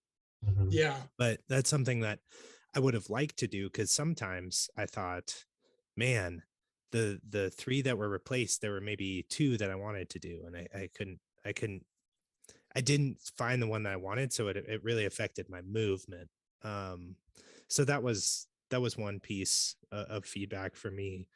The other is I just don't understand if there is a way to win without maximizing your banks. If you don't place all your banks, can you win the game? What do you think, Levi? What's been your experience with that? So, in my experience, I have the banks are important. You can see that I didn't play any of them. Came in last. But yeah, the banks are really important, and I think you really do need to get them out there if you can. But that said, so much of this game depends on what other players do and where other players place things. You really have to just focus on the optimal thing on your turn with the information you have. And the hard part is because it scores at the end, right? There's kind of this hindsight. It's like, oh, why didn't I place this here? Why didn't I place that there? You couldn't at the time, right? At the time, you had to place adjacent. You had to place it, where you thought was the best move at the time. Yeah. I can tell you that as people play it, having played this game several times in the same group, there tend to become strategies. And people do. There is the bank strategy is probably the most obvious one to build your banks kind of in the mid game and maximize their points in the mid game, and then just kind of accentuate from there if you can. I've also seen a strategy where people are spreading out their offices and not worrying about the stacking, but just spreading them out to key on the most other buildings, because offices key on a lot of other buildings. A lot of other buildings score points on offices. Yeah. But yeah, having banks and offices next to each other is probably the most obvious thing. Now, all that being said, like if we look at Trevor's board, he didn't get but one office built, right? Even though he got all his banks out, he only had one office. You had your 2 of your banks and 4 of your offices out. Yeah. And didn't win, right? Evan didn't have any offices out. Right. So I think there are definitely some synergies that are that are like more obvious than others. Yeah. I think if you played the game 10 times, which most people don't play games 10 times, but if you played the game 10 times, I think you would find different strategies. Yeah. I definitely see, I see the math when I look at the cards. Mathematically, it seems to make sense that you can score evenly across these different buildings. But just seemingly from the 2 plays that we've done, and we have the advantage of having done 2 plays here, but the banks seem maybe on the high end of scoring, and the industrial centers to me, or the industrial buildings to me, seem like the low scoring. And so I just wonder if you've encountered any balance issues on those 2 buildings, or if you feel that the game is in a pretty good balance spot with those. No, I think that's a really good question. It's the kind of thing that this game has. It's probably been the most work that I put in on the game, is trying to balance the point values from one building type to another. One synergy to another. It used to be, there was a time in a much earlier iteration where the scoring was even more complicated, if you can imagine that, where each building, no building scored more than 1 point on another type of building. So there was a time where apartments scored 1 for retail, 1 for park, 1 for transportation, and 1 for office. Right? So instead of scoring 3 points on parks and 1 point on retail like that, you're now only having 2 things to keep track of. You had 4 things to keep track of for apartments, and 3 things to keep track of for banks. Wow. 3 for industrial, 4 for office. Don't do it. 3 for retail, and which don't do it. Like if you're thinking of it as thematically as a city planner, right? Those things kind of make sense. Oh yeah. But when it comes to the scoring of the game, it's a nightmare. Right. Yeah. The game. Point out real quick before we get too far off, we finished that game in an hour and a half. With 4 of us, the maximum player count, and teaching Trevor. Not even. It was an hour and 5 minutes. Yeah, hour and a half, including all the And I'm slow. and the teats, yeah. including your tomfoolery. So it's like, it gives us. I think it gives you the idea is that it's supposed to give you a really satisfying puzzle in an hour. Yes. No, and it definitely does. It's really fun. I mean, I had a lot of fun playing this game. I think I really like the dynamic player interaction. Like, you feel like you're playing a puzzle, but you are playing against other people. It's very like, it's very nice. What somebody said semi-co-op, and I don't think it is, but it's like I was joking. cooperation where you're building together. Yeah. But yeah, no, I like the movement mechanic. It's kind of like a nice play on worker placement and roll and move, and it just kind of like puts in a different perspective. That's really nice. I really like I like these cards a lot. The city founder cards, the political campaigns. I think that those both added really nice scoring wrinkles and strategic wrinkles. So you can think about different movements that you can make on your turn that could be more optimal. And I really like that you can't score 2 of these on the same turn. I think that's a really nice limitation. But yeah, I think my biggest question after playing is the bank industrial balance. Just wondering if that, because this one is naturally nerfed by it has to be the furthest out.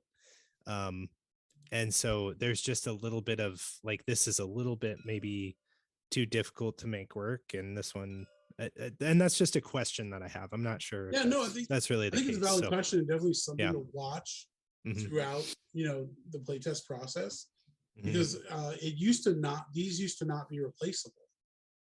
So when you you had to play them early on. So that was the challenge, was like they're only available in the first half of the board.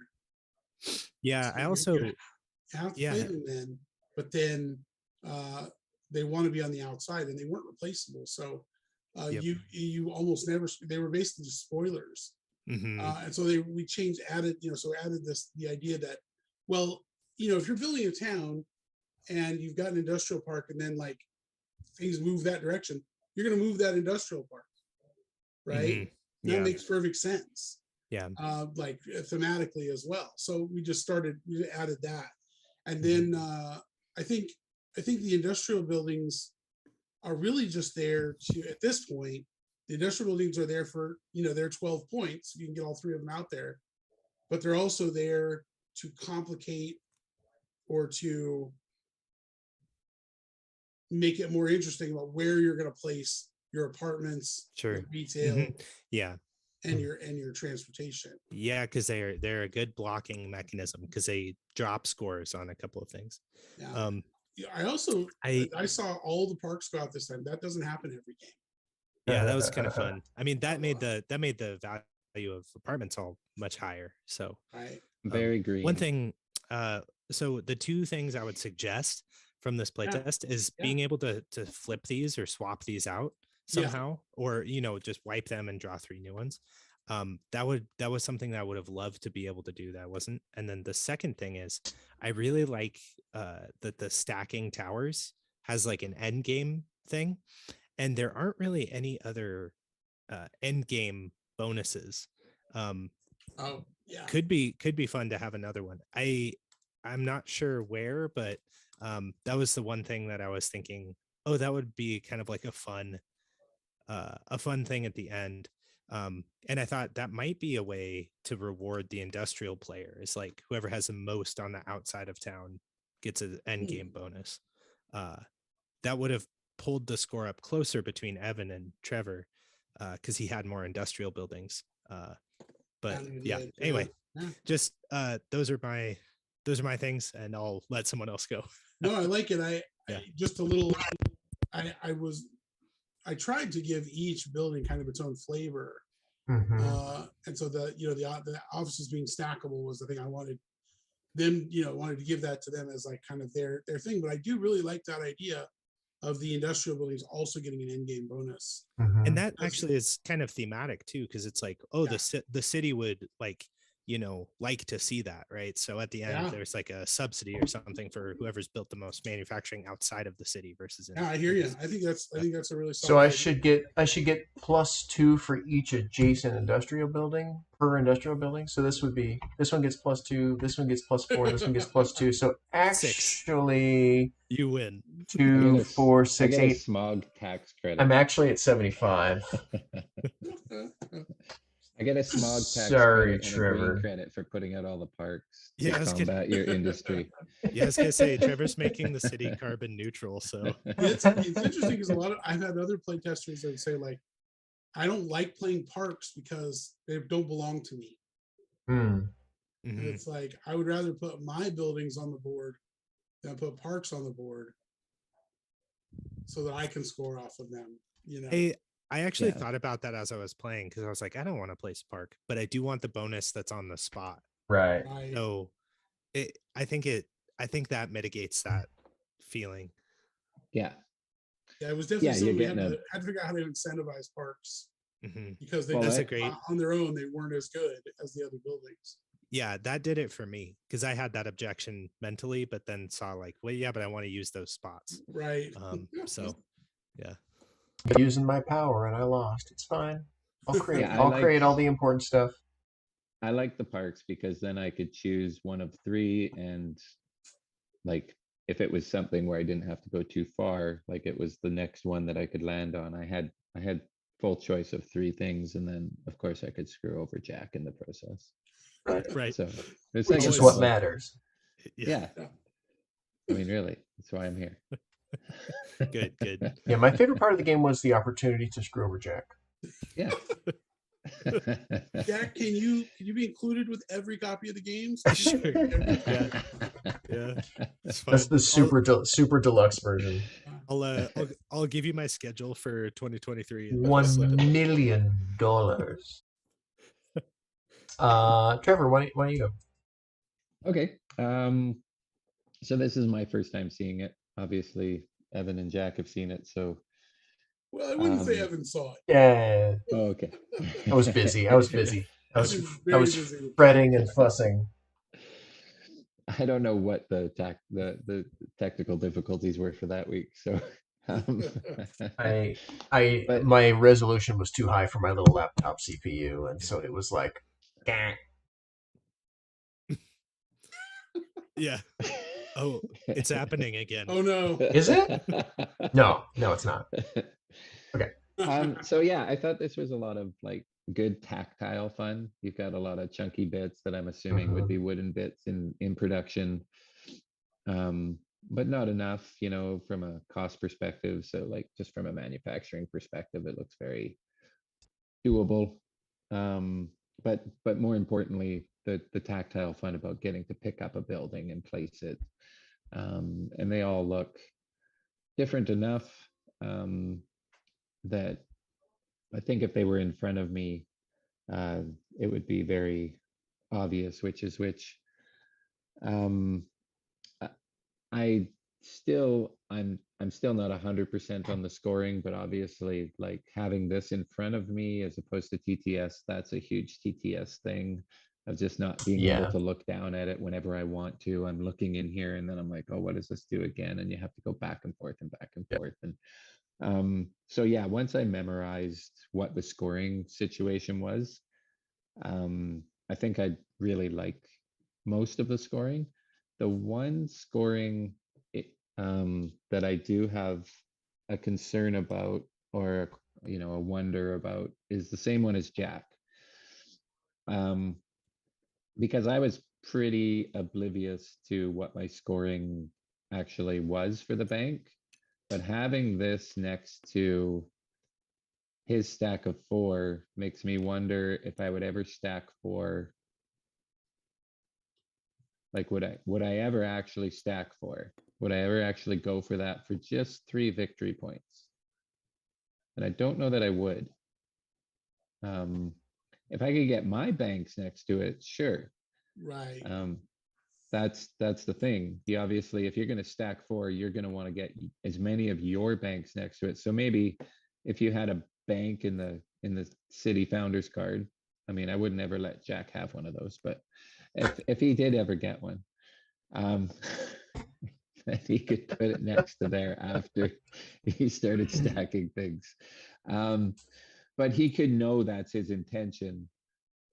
He could have the tip off that, hey, I'm going to do this.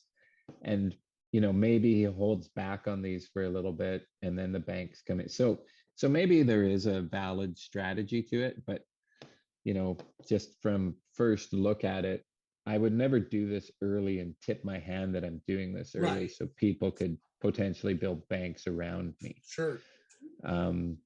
So I mean, maybe it evens out, because if you know that and I know that, then I'm just not going to do it until I know I can build the banks around it. Or maybe I build the banks first and then I just hope my space is still available. Still open, right? You build the first one, and So then you build the banks. Yeah.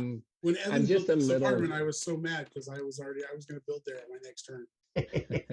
Yeah, I know one of the things we talked about too, Levi, last time was mid-game scoring, but I think that's one of the things that's actually kind of nice is you don't necessarily know what the score for your opponents is going to be. So there's always that question of like, well, do I want to do this beneficial thing for me, or is this going to benefit someone else more? And you can't really know. So I think that is a nice little strategy piece. Thanks. Yeah, and that Yeah, I was. you guys were mentioning the wood pieces. Last time we talked about, I also do like 3D modeling stuff. Of course you do. You do everything. So these were some 3D models I had built for the banks. I built 3D models for all of these buildings, and then ended up finding woodcuts on TTS and other workshops. Nice. And mods, and just using those because I think I don't know. I mean, I like it both ways. Yeah. Some other playtesters said most of the playtesters I played with prefer the wood. Yeah. And I think if you have them screen printed to have the set like the boards, where like if you look at your player boards, there's little lines and shapes on them. Mm-hmm. Have them screen printed like that, I think they'd be pretty clearly, you'd be able to pretty clear what they are. Yeah. But yeah, I just wanted to show off my 3D modeling real quick. Yeah. 3D models I made. Yeah, those are Cool. neat. Yeah. They are. Evan, did you have anything? Oh, I got more stuff. Oh yeah, sorry, Trevor's still going. Trevor, Trevor's go got ahead. more. So we did that More. one. Just a really quick graphic design thing.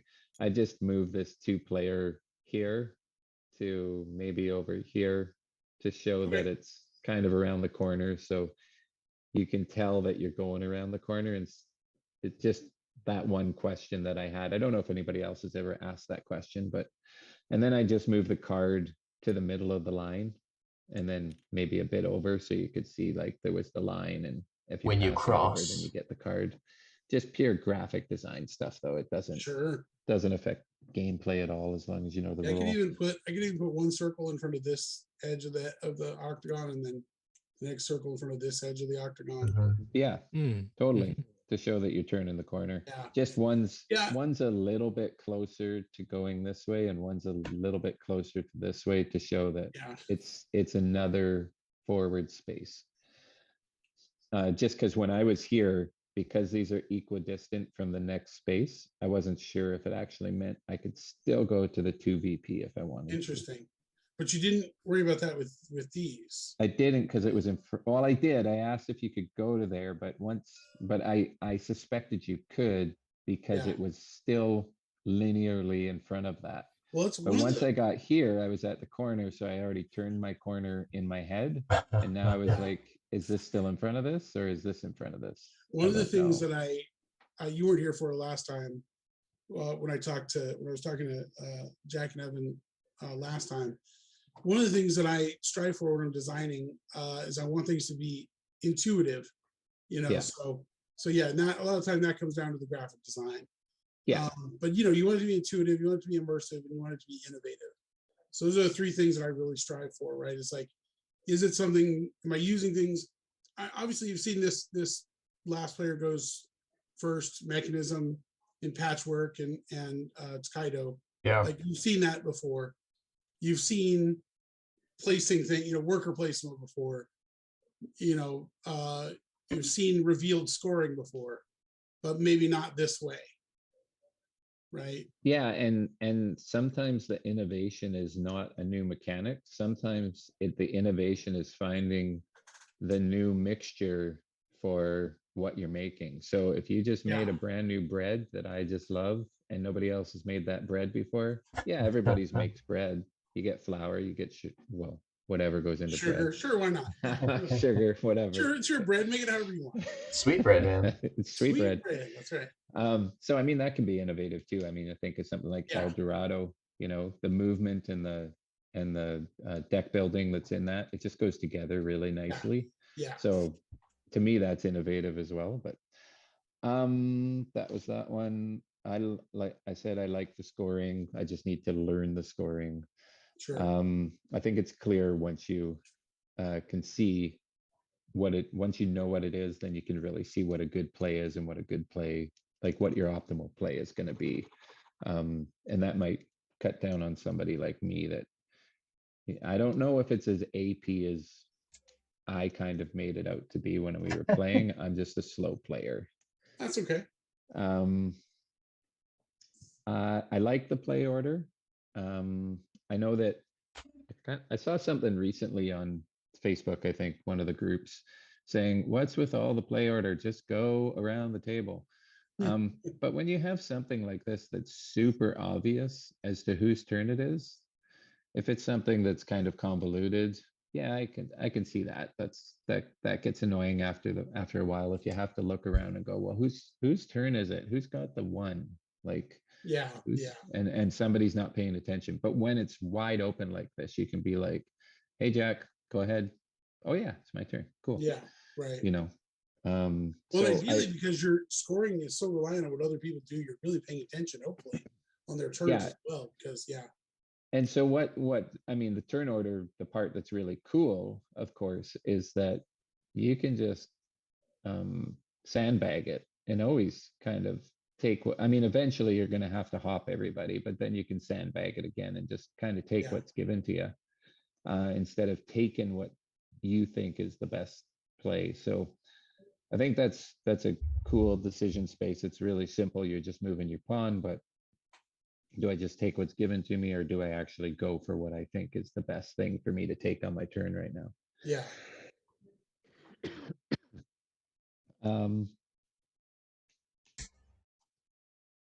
And so, yeah, sorry. Okay. Jack, what was your comment? Because I was going to echo it, and now I can't remember what it was because I didn't write it down. Something about flipping the founder cards, resetting the founder cards, or end game bonuses. Adding more in-game bonuses. No, it was something else. I need about 6. Yeah, I know. Either that or the bank industry balance.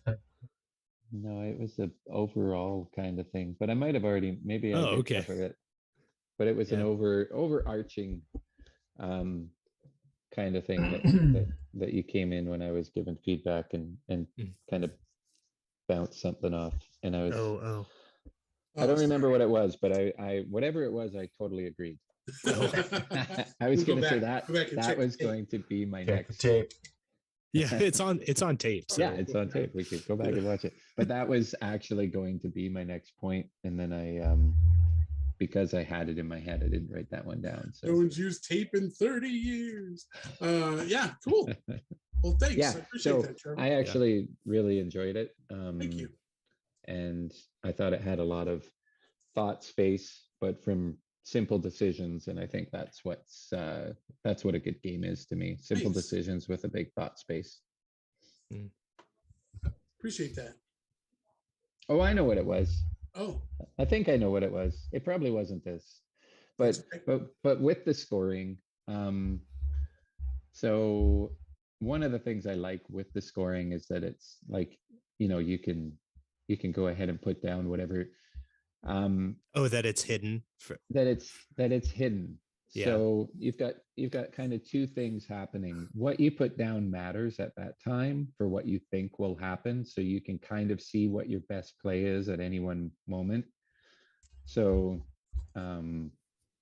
like I have a game where this is not the case, and I've discussed my game with Jack, in which you have actually, is this a 3, 4, 5, 6? Here's a 7. Mine is 6 by 6, and you just can't see what the optimal game is. So mine kind of starts off as a bingo card that then progresses to the strategy at the end. Whereas I Okay. like that this is like, you can see a strategy. Like I know if I put this here, there's a reason that I'm doing it, you know, or I know it doesn't actually give me anything, and I just don't have anywhere great to put it for now. So I'm going to remember that's there, because I will Try and be able to, capitalize on it later. yeah. And it's not Yeah. going to be when I'm over here. Right. It's going to be when I'm over here. You know, I'm just Hopefully, getting yeah. into the game, and I can kind of see just these little strategies of making things worth more and more and more. Yeah. Which I think is really good. And at the same time, you have open scoring, but a lot of the scoring, I mean, it's all open, but there's no way, unless you're a math genius, that you're keeping a tally in your head of like, oh, so and so's ahead. I've got to do this. I've got to take this person Right. down. I have no idea who's winning here. You know, you Right. kind of get a little bit of pegging as you go, but you have no idea really who's really winning, unless like I had surrounded this with banks. Then you'd be like, oh crap, look out. Trevor's got like bank, bank, bank. That's not good. Right. And that almost paid off for Evan, right? Like being right there. If you had one more bank, that was your problem, Evan. That was it. It would have won in the game, yeah. Well, my other one Would've was gotten that. right here next to this He was guy. hoping Yeah. that I'd finish. That's true. That's true. You did actually maximize all of them. Almost, yeah. Almost. But yeah, like I always think of a game and scoring with victory points. I'm not a huge fan of victory points unless it's done right, and I think Sure. you've done it right. Thanks. Because if the victory points are hidden, like, oh, I've got a couple of objective cards, it's just kind of, like you're hiding it for a reason, but you're not hiding it where I could actually suss it out. Yeah. It's all here where I could suss it out. I can't do it, but it's here. I could Right. do it. Like it's possible.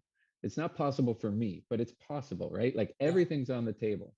Whereas if you do hidden objective cards to hide that ending, because you don't want to know if somebody's a runaway leader, you don't want to know if somebody's a runaway loser.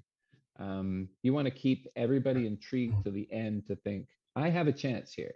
You know, it's like the ending of a book. You don't want to give it away at the beginning of the chapter. Yeah. You want to keep that at the end. But you can't tell a game like a book. You can't tell it linearly, or you'll see everything that's going on and go, oh yeah, there's no chance for catching Evan, and the game's over. I don't really feel like playing anymore. We're 3/4 of the way through. Right. So I thought that did a really good job. This did a really good job of hiding that, but still giving you good scoring opportunities as you were going along to really maximize your situation. Nice. Thank you. And sorry, that was a really long, convoluted explanation, but hopefully that was kind of clear. No, it was very, I thought it was really clear. Okay. Made a lot of good sense. And I'm done. All right. I'm it. My go. I'm Done. Well, my first note is when I was considering blocking out your transportation, that's what I should have done. Yeah. So that's why I lost, was because I was being too nice. Let it be noted that that will never happen again. Wow. Um, Cutthroat up in here. no vengeance, no vengeance. It's actually good to see though that Yeah. would have been a beneficial play. Yeah. Because I had that question in the back of my mind. Because it was actually like it was a step on the way. I would have gone again almost immediately. I could have just bunked it down and kept going. Basically, I think one person got another move. Anyway, the adjacency icon, since every single scoring or spatial relationship is orthogonally and diagonally adjacent, I think you're just confusing visually by adding that icon. Oh, really? I Okay. think so. Yeah, I would agree. Just to me, it's just like, wait, starburst. Why are all these starbursts on here? If there's no other exception to it. Right, like that Yeah. is the rule. So I don't think you have to put it on everything. What would you use? I would. Yeah, I just mean, nothing. You could Yeah. just put the building. I would just Like put the for buildings banks, there. you Yeah. could oh, just I put see. office building Yeah. without the Yeah. starburst. Yeah. Just get rid You of the just have one starburst. VP times Yep. office. Times Yeah, office. Yep. times One VP office. times. Just Oh, okay, totally yeah. get rid of the starburst. I think it just convolutes things and makes it less clear what's going on. I think they do Okay. it in Sagrada, don't they? Is I don't are know. diagonals allowed? I'm not sure, but I'm sure there are other games where it's orthogonal and diagonal. Yeah. And I you mean, just it leave would be a thing that you would have to point out because it is important, right? Yeah. It is important. So you have to point it out somewhere. I don't think it should be pointed out everywhere, basically. It should be Yeah. like a super fancy note at the top of your player board or something. All relationships are orthogonally, diagonally adjacent, or whatever. Gotcha. Yeah, But like this card, for instance, could just be the apartment two office. symbols. Yeah. Without the thing. Right. Yeah, that's a good point. Okay. At least for my brain, it makes things more confusing than helpful. Sure. Is course, this your drawing, Evan, down It- here of it how you is. could do this? That's what I would do if you wanted to create that feeling of moving around the corner, with those spaces. Right. And then you would just rotate the card and squeeze it between these two things. Yeah, that's kind of how I envisioned it as well. Okay. But I'm not a big. Anyway, yes. Moving on. It seems like from this play, because I don't remember the first play. From this play, Yeah. I remember other things about that period of hours. Yeah. From this play, it feels like apartments are the best. But Oh, interesting. the reason it feels that way is because Trevor literally did the best thing you could do with him, and we watched him and allowed him to do so. Right? Right. So to whatever extent any of this scoring is not even, the way that this, golf style rondelle works gives every player agency to watch the strategies that other players are forming and stop them. Yeah. Right? So to a certain degree, it almost doesn't matter what strategy is strongest. If Other players have the opportunity to interrupt. if we didn't let Trevor get every single one of these extra actions, right? That was good. Thank you. You know what I mean? He got 3 extra turns. You know what I mean? Right. He got 3 extra plays. Yeah. Because we didn't take those. And he put out 3 parks and then maxed out his track that gave him 3 points per park per thing. Yeah. Right? And we didn't stop him. So it's not so much, is it broken? It's why didn't we stop that? What were we doing? Right? I appreciate you saying that because that's something that in a lot of the games that I design, early on, Jeff Engelstein said something one time in Game Tech where he said, anytime you're playing with more than 2 players, politics is involved. Yes, right. Right? In a 2-player game, there's no politics. Both sides are fighting as hard as they can against the other player. Right. Once you get to 3 players, politics becomes involved, and your opinions, your thoughts, your ideas, your preconceptions about those other players come into play. Yeah. So what I tend to do when I'm designing games is I encourage players to pay attention to the other players' strategies and look for ways to counter them. Yep. If you're playing Horizons, if you're playing my game Horizons, and you're not paying attention to what other people are doing, you're going to lose, right? Because they're going to run away with something that you could have prevented, right? Or they're going to end the game sooner than you were ready to end the game because that's when they have the most points. And this, I'm glad you pointed that out, because this was intentionally designed along that same line. Yeah. It's one of the ways that I'm trying to encourage immersion. Yeah. Right. In that you have to pay attention to everybody's turns all the time. Yep. Or exactly what you just said will happen. Yep. Well, and to how the city develops. Like a really good example is all of the parks were played in this. So that means that playing hotels is a better strategy on the whole. Because the city has developed in such a way that that's beneficial to do. Yep. Yeah. Yep. Yeah. The apartments are far more valuable when everybody puts parks out. Yep. Than without them. Yep.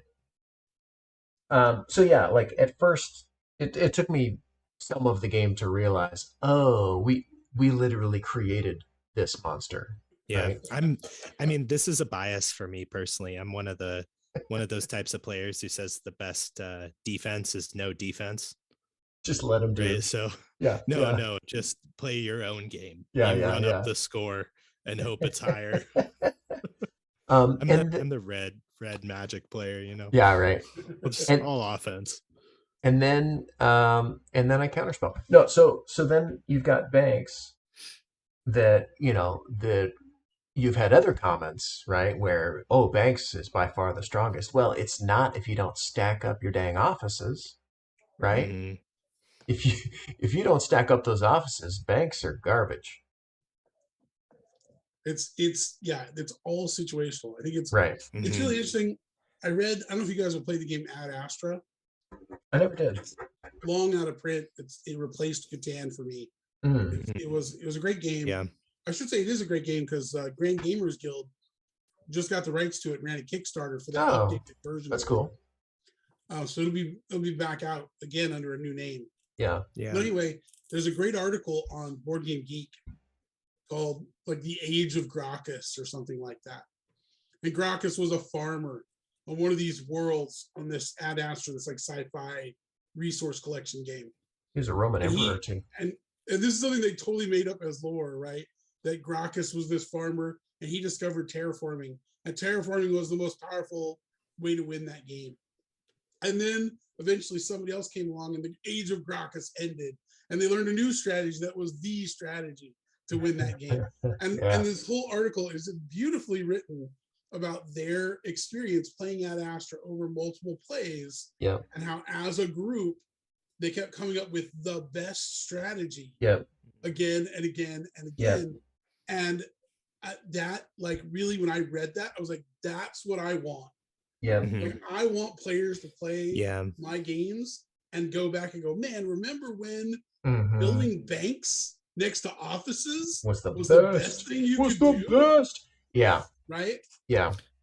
So like, I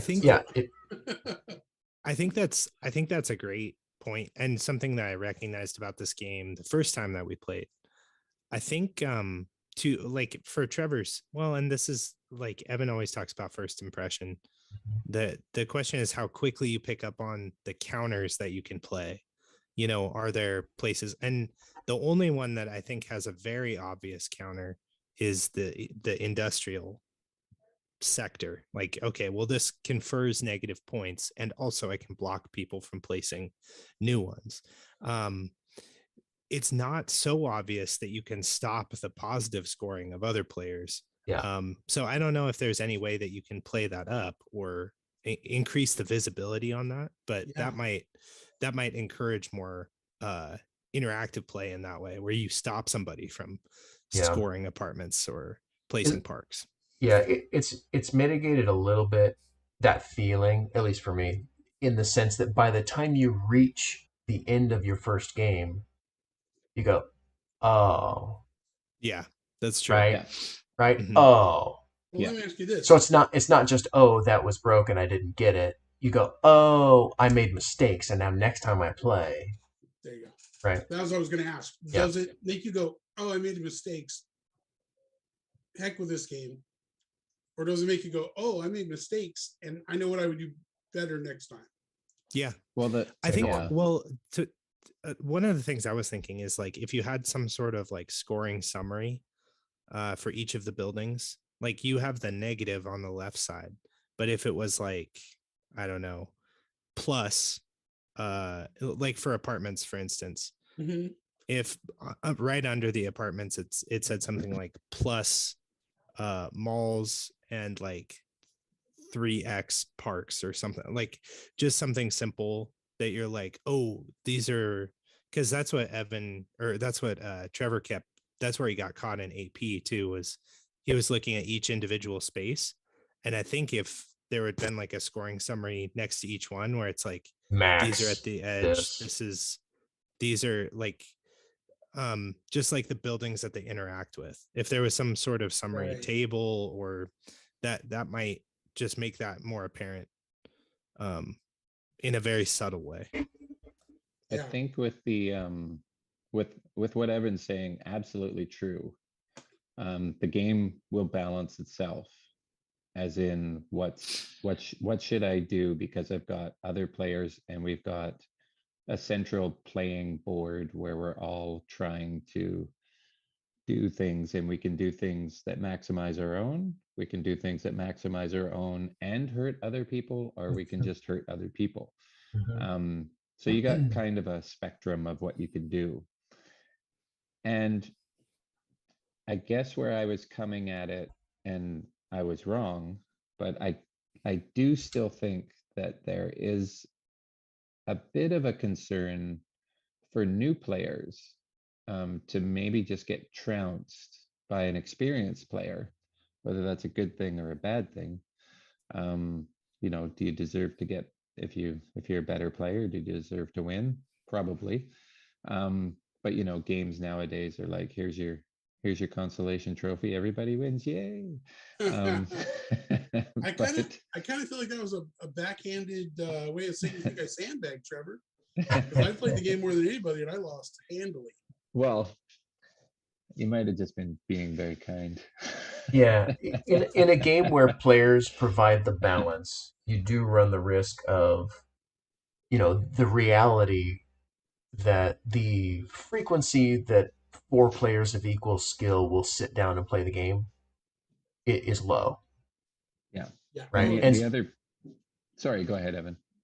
I was just gonna say, so if you're relying on other players knowing the game as well in order to counter maneuvers, then that scenario is the less frequent scenario, because almost without exception, it will be one experienced player or two experienced players with 1 to 3 total noobs or inexperienced players.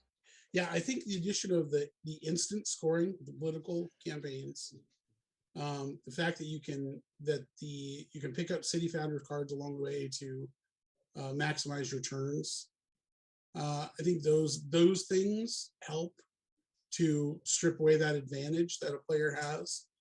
There were definitely times where I thought, oh man, if I was going right now, I would grab this and that and do a lot of things that Trevor was doing, right? But I didn't get that opportunity because it wasn't my turn, Yep. right? So even though you can see maybe what it's like, Lords of Waterdeep does this a lot, right? Where you're like, oh well, man, I really could take advantage of this thing right now, but it's not my turn. And then by the time it is your turn, the situation has changed. And so, I think that dynamic is important. The other thing that so yeah, that's one risk is if somebody really knows the game and somebody doesn't, you have an advantage. But the other thing is what you're incentivizing people to do. So that's where I was coming from with the balancing, because I'm looking at these going, oh well, what's cool to do? And Jack did it right off the hop. He stacked. Yeah. And that seems like a cool thing to do, but it's a really bad thing to do right off the hop, because you're tipping your hand of where everybody should put a bank. But I didn't know that. Jack probably didn't know that. Like I didn't clue into that anyway. I just happenstance got a bank here probably. That probably wasn't a planned out thing. I And clued into so it. you could really decimate somebody if you know that, as opposed to if you don't know that. Because Yeah. stacking something for 3 victory points seems like you're enticing me to do it because it'll be worth it. But it's only really worth it if you can do it in a sneaky kind of way. So that you can get some of your banks around there too. Yeah, the trick has been trying to balance all the buildings, not just individually, but in their combinations. Yep. And that's been the tricky part. And I think this is the closest it's been. So sorry, I kind of hijacked your feedback there, Evan. Yeah. So yeah, the offices are the most fun, but in my opinion, after one play, probably the worst thing to do. Yeah. Is that true? I don't know. That's what it seems like. But you it would be. Does it make you want to try it again and not play offices and see? I didn't play any Yeah, offices. you didn't even play any offices. No, I just like from the get-go, I was like, "Oh, that seems real bad." Yeah. And so I did. So I didn't do it. I just capitalized on jacks. Right. So maybe I'm right, maybe I'm not. I don't know. But to me, that seems like you definitely are enticing one of the worst moves, which is to create a huge stack for other people to score on. That doesn't it gives you 3 points, which is like, I mean, Jack gave me like 14 points by doing it, right? Instead of, and he just gained 3. His first 2 here, and then before he built his third, like ideally, he would have had a bank near that. Yes, right. And then if not, it's like, all right, well, then instead I'm going to build it over here. Over here, my bank. Right. Yeah. Mm-hmm. And he would have been stashing these, waiting, maybe waiting to either do it or don't do it, depending on how things were. Yeah. He's like, oh, bail out on this one. Actually, I'm going to do it over here where I have a bank. But that's all stuff, you're going to learn over multiple days. Right. Mm-hmm. Okay. So you got... You're right. You're not wrong. It does look like the most fun to do. That's a good point. So the other thing is, I want City Hall to do something. Okay. It looks important. So just like as a part of the board, it looks like it should do something. It doesn't do anything. So it's not like a critique. It's just I wanted it to do something. Yeah. I don't know what. Who knows? But I wanted it to do something. Yeah. Maybe that's how you reshuffle these. These guys is you place your pawn on City Hall, and that's your turn, or something. I don't know. So the other, everybody was talking about how scoring is hidden, and that is 100% not accurate. Scoring is not at all hidden. Right. It's just obtuse. Yeah. Right? It's disguised. I could, on every single one of my turns, score everyone's tableau. Yep, you could. If I wanted That's to. True. If I wanted to be that guy. You're a psycho. Right. I could do that. Now, the percentage of people that will do that is real low, so it's not a super big concern. Right? But I think the thing that would stop somebody is they would have to go, all right, what are they worth to you right now? Right? Like if you could just look at your board and know everybody else's score, I think that would happen more often. Right. Yeah. I don't think it's a huge concern, but it's different than being hidden. Right. Like someone like if there was a World Series of board gaming, which there is, and I have opinions about that. And I was playing for $100,000. Oh yeah. You better believe every single one of my turns, I'm going to be doing a lot of math. Absolutely. Right, and this game would grind to a halt. Luckily, I don't think you have a tournament format set up for this, so I don't think it's a huge issue. Sure don't. I don't think it's going to But be. no, it's a good point though. You're right. It's one of those things. So I grew up playing a lot of card games, playing dominoes, and in those games, you learn to know what people have in their hands, know what's hidden, keep track of those things in your head. Yeah. And it frustrates my gaming friends to no end that I do that. Right. So I intentionally design games that don't allow that. Right. It's like, oh, all the information's out there. What do you want to do with it? Yeah. But yeah, it's one of those things where like when we could hide the information, I always play with my information exposed. Yeah. Because otherwise it does give me an unfair advantage. Right.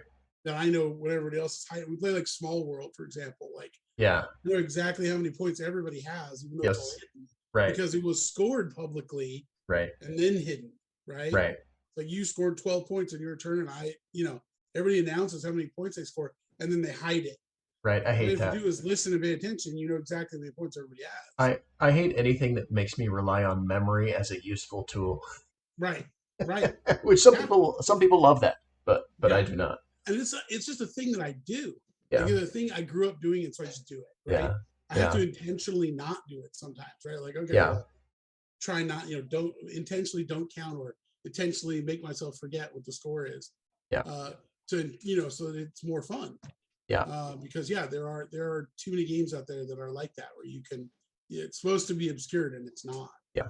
Whereas this is like, I'll leave it open, but make it so complicated that you'd have to be like, like you said, you'd have to be some kind of savant. Yeah. Really like be able to do it. Well, let me ask you this question related to that, because you have played this a lot. Yeah. Did you think Trevor was going to win this game before we did final scoring? I was pretty sure that either Trevor or Evan were going to win. Yeah. Yeah. I think it definitely looked that way, but I didn't know. Who. Oh. Yeah. I would have put, if I had to bet on it, if we're playing down force, sucker down. I was betting, I would have bet on one of those two. Okay. Yeah. I love downforce. Maybe that's what you can do at City Hall. You can place bets. That would be hilarious. That would be hilarious. Anyway, that would be hilarious. The thing about the scoring is having it be out like this, you will have those people that are going to do the counting, but it's rare enough where it's probably not an issue. Personally, my feeling on that is have enough hidden point scoring where it doesn't matter if they want to count it. Where if everybody, like maybe when you go to City Hall, you draw a political campaign or whatever, or some hidden goal card.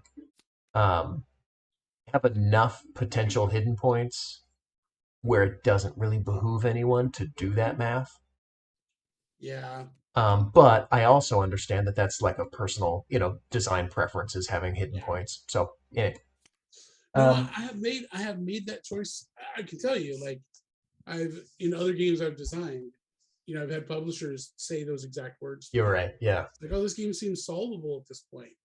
It's like, yeah, if you're playing it with a group of mathematicians and, you want to spend an hour counting points between every turns. One of my playtesters is a mathematician. Yeah. He sits there and he's like, if I go anyway. One of my oldest son's an engineer, and he's like that too. He plays a lot of games. Oh my gosh! Like he's definitely Xander. You know Xander. I think I did. Yeah. Yeah, tall blonde kid. You met him. He always breaks strategies that I didn't even realize were breakable strategies. Right. I was like, wait, what? Why are you going? Oh. Which is great. Yeah. Right. Yeah. But and so I've been down that road, and then they go, okay, so we'll add this hidden scoring element, right? And then that ends up being the thing that's broken about the game, and then you're like, well, if you tack it on at the end, right, then it could be a real big issue rather than integrated. Yeah. So Evan, I feel like at this point, that might end up where it would be. Yeah. Right. Yeah. What's that? Do you think somebody would actually, I mean, I know you said you do, but do you think somebody would actually sit here and count up to see who they should attack between me and playing for $100,000? Yes. Well, yeah. In normal everyday play, Yeah. it's going to be 1% of players, right? It's not enough to really worry about, but it is a Because if I thing can that do it, exists. I usually do it. Right. And I look at this and I go, no, not going to do it. Well, that's your over under on. It's like This is my over right here. This when is I my I was over. going to say, if I know a player that would do that, it would probably be Trevor. Yeah, like I do that. Like if I'm playing silver and gold, I'm memorizing the cards that have been flipped. yeah, Because there's only 8 of them. Right. Right. I do the same thing. Yeah. yeah, Or Belfort, like the last turn in Belfort always takes the longest. or Because quacks. it's also all I can information. You're playing Right. cards. It's like, I can Right. sit there and tabulate quacks yeah. and go, Right. do I need to draw another? Do I not? You're gonna have to wait and give me 5 minutes because I'm gonna tabulate this because Yeah, I'm gonna know exactly. whether I need to push my luck or not push my luck. It would just take In you this- 12 minutes every time. So I But- shouldn't and invite we'd be Trevor like- to play test my push your luck game. But in this, no, there's no way I'm adding this up. But Yeah. that's There are yeah. people that will do it, but it's not enough to really make it anyway. Yeah. No, it's a good. I think it's something to be watchful for. But I think I have hit.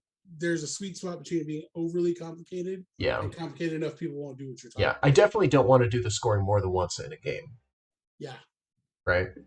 So I like it at the end and not at any point during. Okay, good. Because one of the suggestions I get regularly is to score the pieces as you play them, No, and it's like they'd be worth so much less. no. Like anyway. That takes away a whole lot of interesting elements of the game. Yeah. Anyway, It slows down the gameplay. and it slows down gameplay. Slows things down and makes it less interesting. It's like two big negatives. I would, yeah. So rushing the ending. If I understood the rule correctly of how the game ends, I could at any point math the fact that I'm ahead on points, and then move here, and then end the game. Is that correct? That is correct. Right. Is that what you want? Well, I think because it has been suggested that the better way for it to be is if no players have a legal play. That's what was in my brain. Yeah. Yeah. So in this case, at the end, when we ended here, right, you would have had one more move you could have taken. Yeah, I could have taken. I think that probably is the way it'll be written. I was using rules as written currently. I think a very simple in between that you could do is the game can't end until everybody's pawn is on this last row. That's exactly what I was thinking, Jack. So but like, I think either one would work, but that's exactly what I was thinking. Everybody's got to be. Well, that's 2 lines though, right? That's it ends when no player has a legal move and everybody is on the last row. The last leg, yeah. Well, you don't need, if you say that first half of the sentence, you don't need the second half of the sentence. Right, yeah. Oh, right. But if you're saying though, if no player has a legal move and all players have to, or if any one player doesn't have a legal move and all players are in the 4th line, that would be to do the 2 lines for that. But I think it's probably just better for it to be if no players have a legal move. Yeah, it just seems like, you could be like if you wanted to be that guy, right? And again, how many people are going to be that guy? I could be like, I have enough of a lead where even though everybody else is going to get one more action, I'm definitely going to win. Boom, rush the ending. Yeah. What difference would that have made in our game, though? Honestly, because I could have done it when I had pegged all those. Only one other person could have taken a turn. Well, no, I don't mean ending early. I mean, if we played until all players have no. Oh yeah, Evan would have gotten one more turn. I would have got one more turn. I would have got like 1 point. I would have got like 1 point. Yeah, it wouldn't have mattered. Yeah. So that's a very much simpler end game. Yeah, I think so. Yeah. So that was my big one there. I already talked about City Hall. So the only other thing is, have people been bringing up Foundations of Rome? I have not played Foundations of Rome. I saw the Kickstarter for it. Yeah. So I I haven't played it or seen it. You're doing you're doing some similar things. Now that being said, it's distant enough where it's not like a oh no you can't put this out. You know what I mean? Like Right. it's totally fine. But it's actually a good thing, I think, because they have broken the market on this looking thing. You've got your middle board where everybody's putting their pieces. You've got your player boards where you have all your color pieces. And as you remove things, you're getting bonuses. Oh, really? Yes. Wow. It's different, right? It's different enough, but Yeah. it's a right. There's a lot of similarities that can be drawn. Mhm. And so I think it's actually a benefit because they're breaking the market on this type of game. And so now, right? Because having a game that no one can relate to is not a good thing, Right. right? When you go, oh, it's doing all this weird stuff where it matters where you place stuff in relationship to Yeah. other stuff. People go, wait, what? But if you're like, oh, well, have you played Foundations of Rome? It's kind of like that. And they go, oh, okay, well, it's like that, but this and this and this, right? Right. So I think Something we need to play Foundations of Rome. I think it's actually a benefit that came out first Yeah. for you for this. Yeah. And then yeah, it's there are some uncanny similarities, but it's also vastly different in other ways, right? That it's not really a it's not a concern. It's actually a good thing. And then um, the other thing is I'm not speaking from a place of knowledge about Arcane Wonders, finances. But my guess is they probably lost their ass on shipping On that. Foundations. Yeah, they probably lost their ass on shipping, right? Like, how could you not have?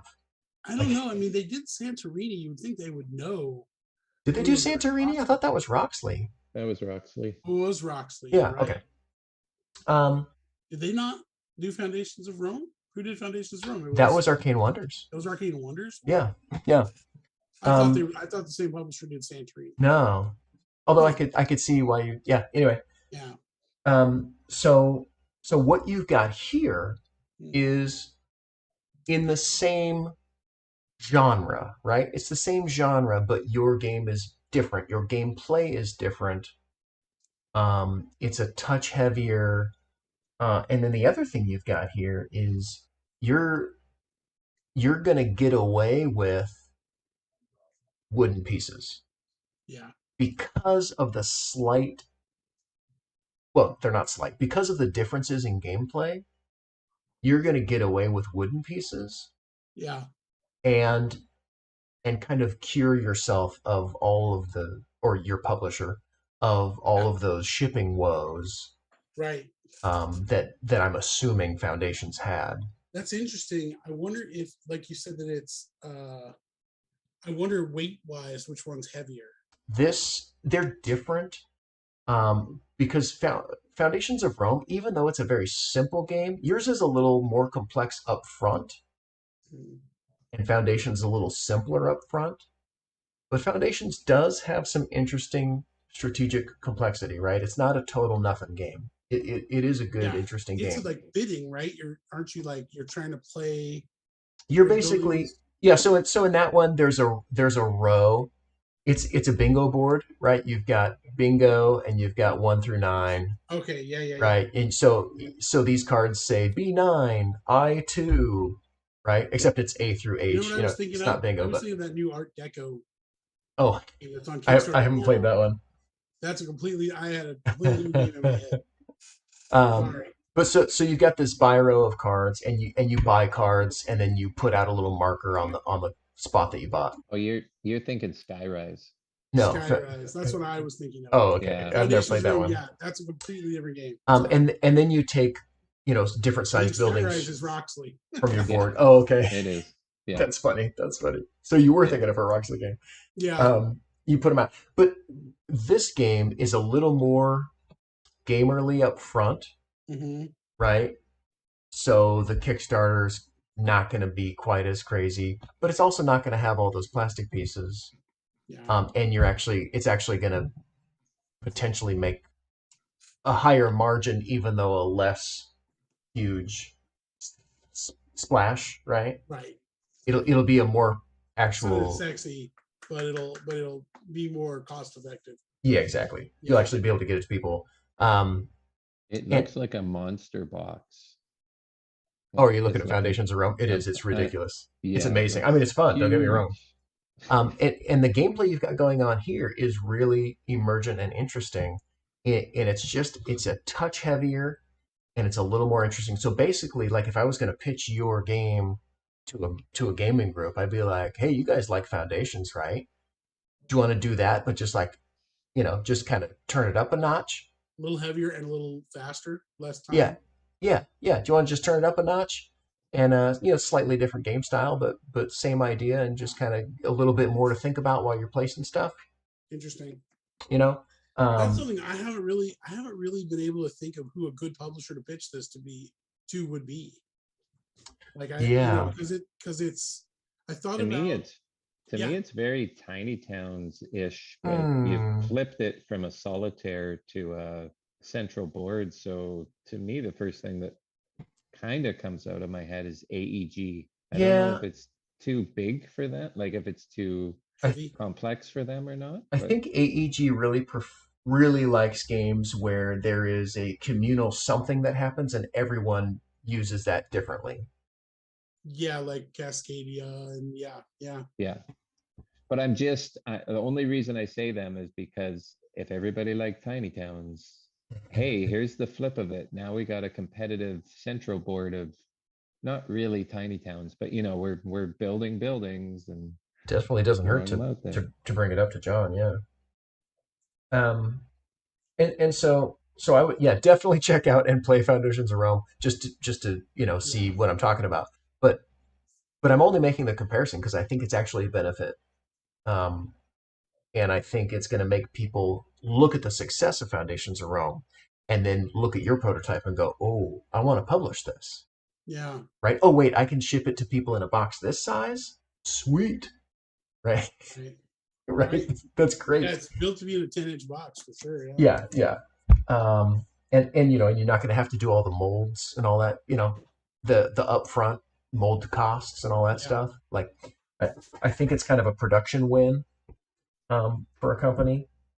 And aside from that, you've got a thinky game that has lots of some strategy and a lot of tactical choices, that plays in under an hour, that makes a physical cool thing throughout the game that you're building. Right, you're hitting a lot of high notes. Good board presence. Yeah. Good board presence. Right, I'm making Yeah. something, and it plays under an hour. Right, so you're hitting a lot of high notes here, and I think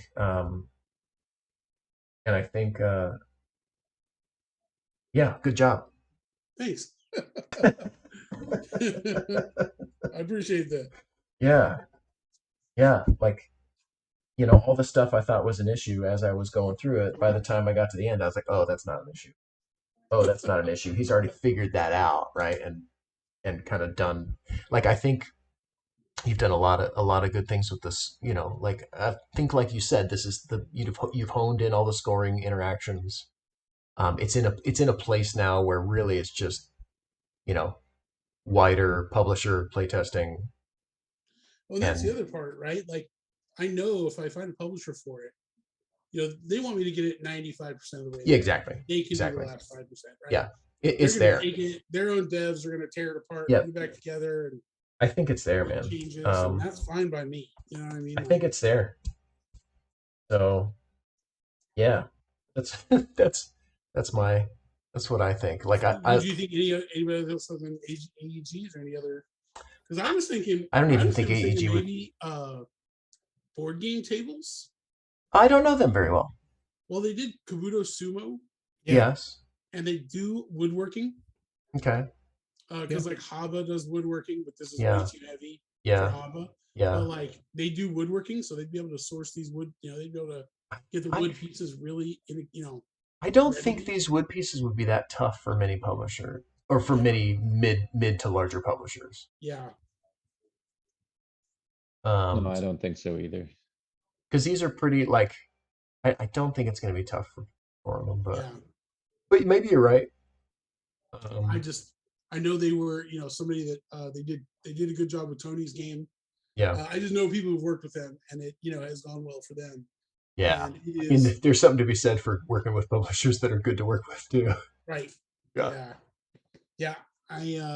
That's probably why I said AEG is because of the wooden pieces. I was just thinking tiny towns, and they've already made town pieces. That's don't get me probably wrong. why. I would love to work with AEG, and I think that'd be a great thing to shoot for if they were interested for sure. I've always every time I have a game, I'm like, John, take my game. Take my game. I want to publish a game through AEG. And then I botched a pitch. It was amazing. No. But, dang it. But yeah, man. Like I really think this. You guys got After the Earth published though. Well, I know. I mean, that was good. Yeah. Don't get me wrong. That was good. But when I played that, the first time I played that, my first thought was like, who the hell is going to publish this game?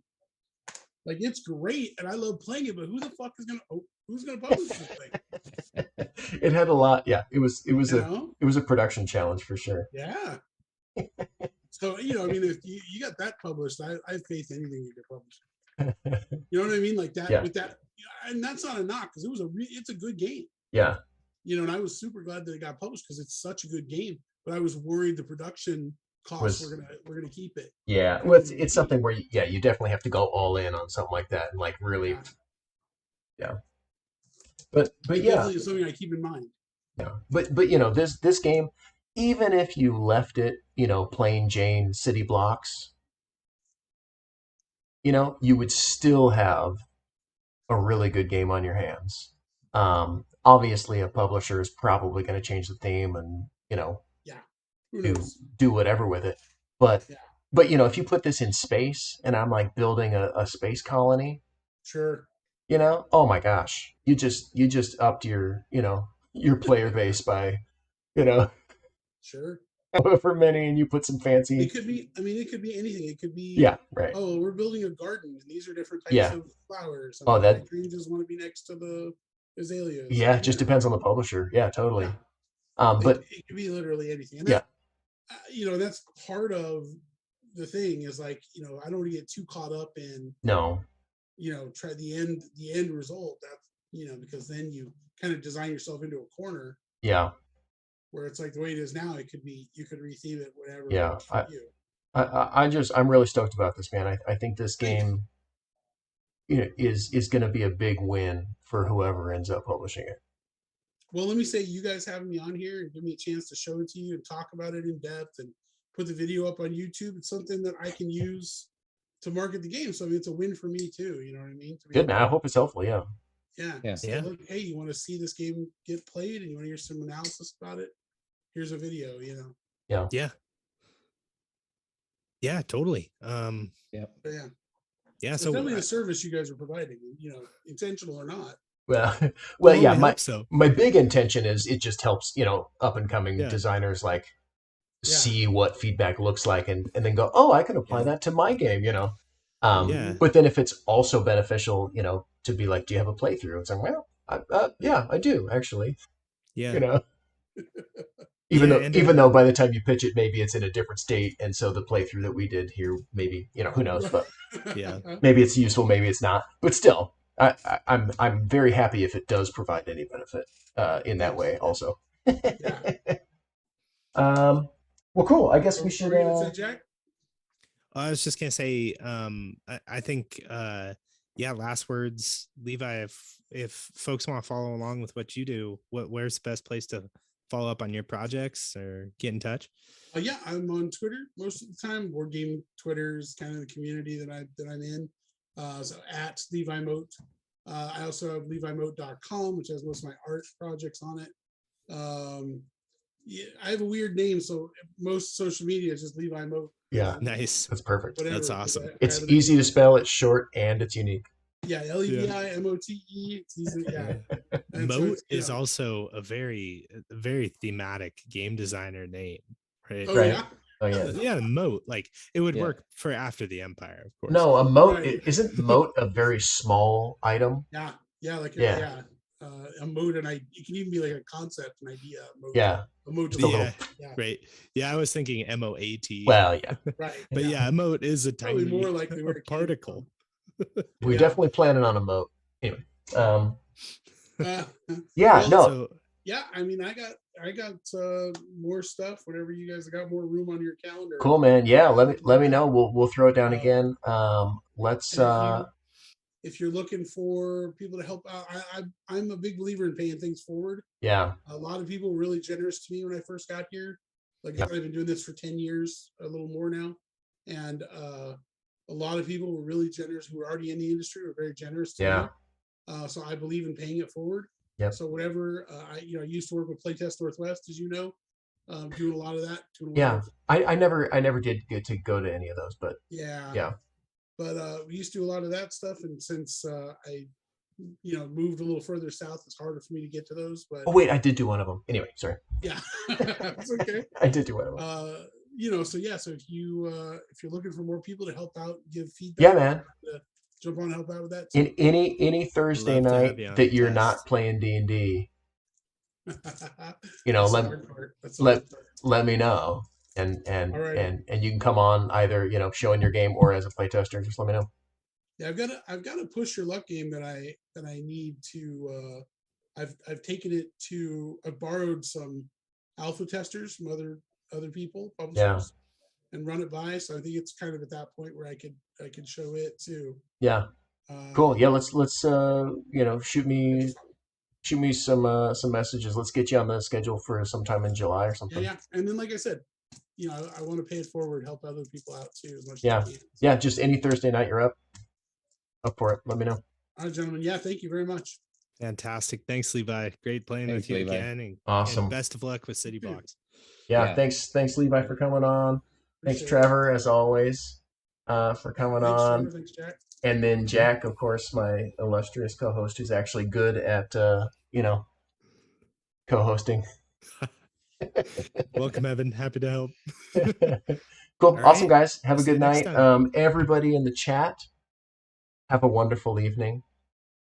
There's nobody in the chat right now. Yeah, nobody in the chat. Everybody watching at home, where some people actually do watch at home. Yeah. Thanks so much for watching. I hope this was helpful for you to see the process and see how playtesting works, and hopefully you learn something about what you can help improve about your own designs. Yeah. All right. Awesome. All right. Good night, Playtest everybody. this. Playtest this.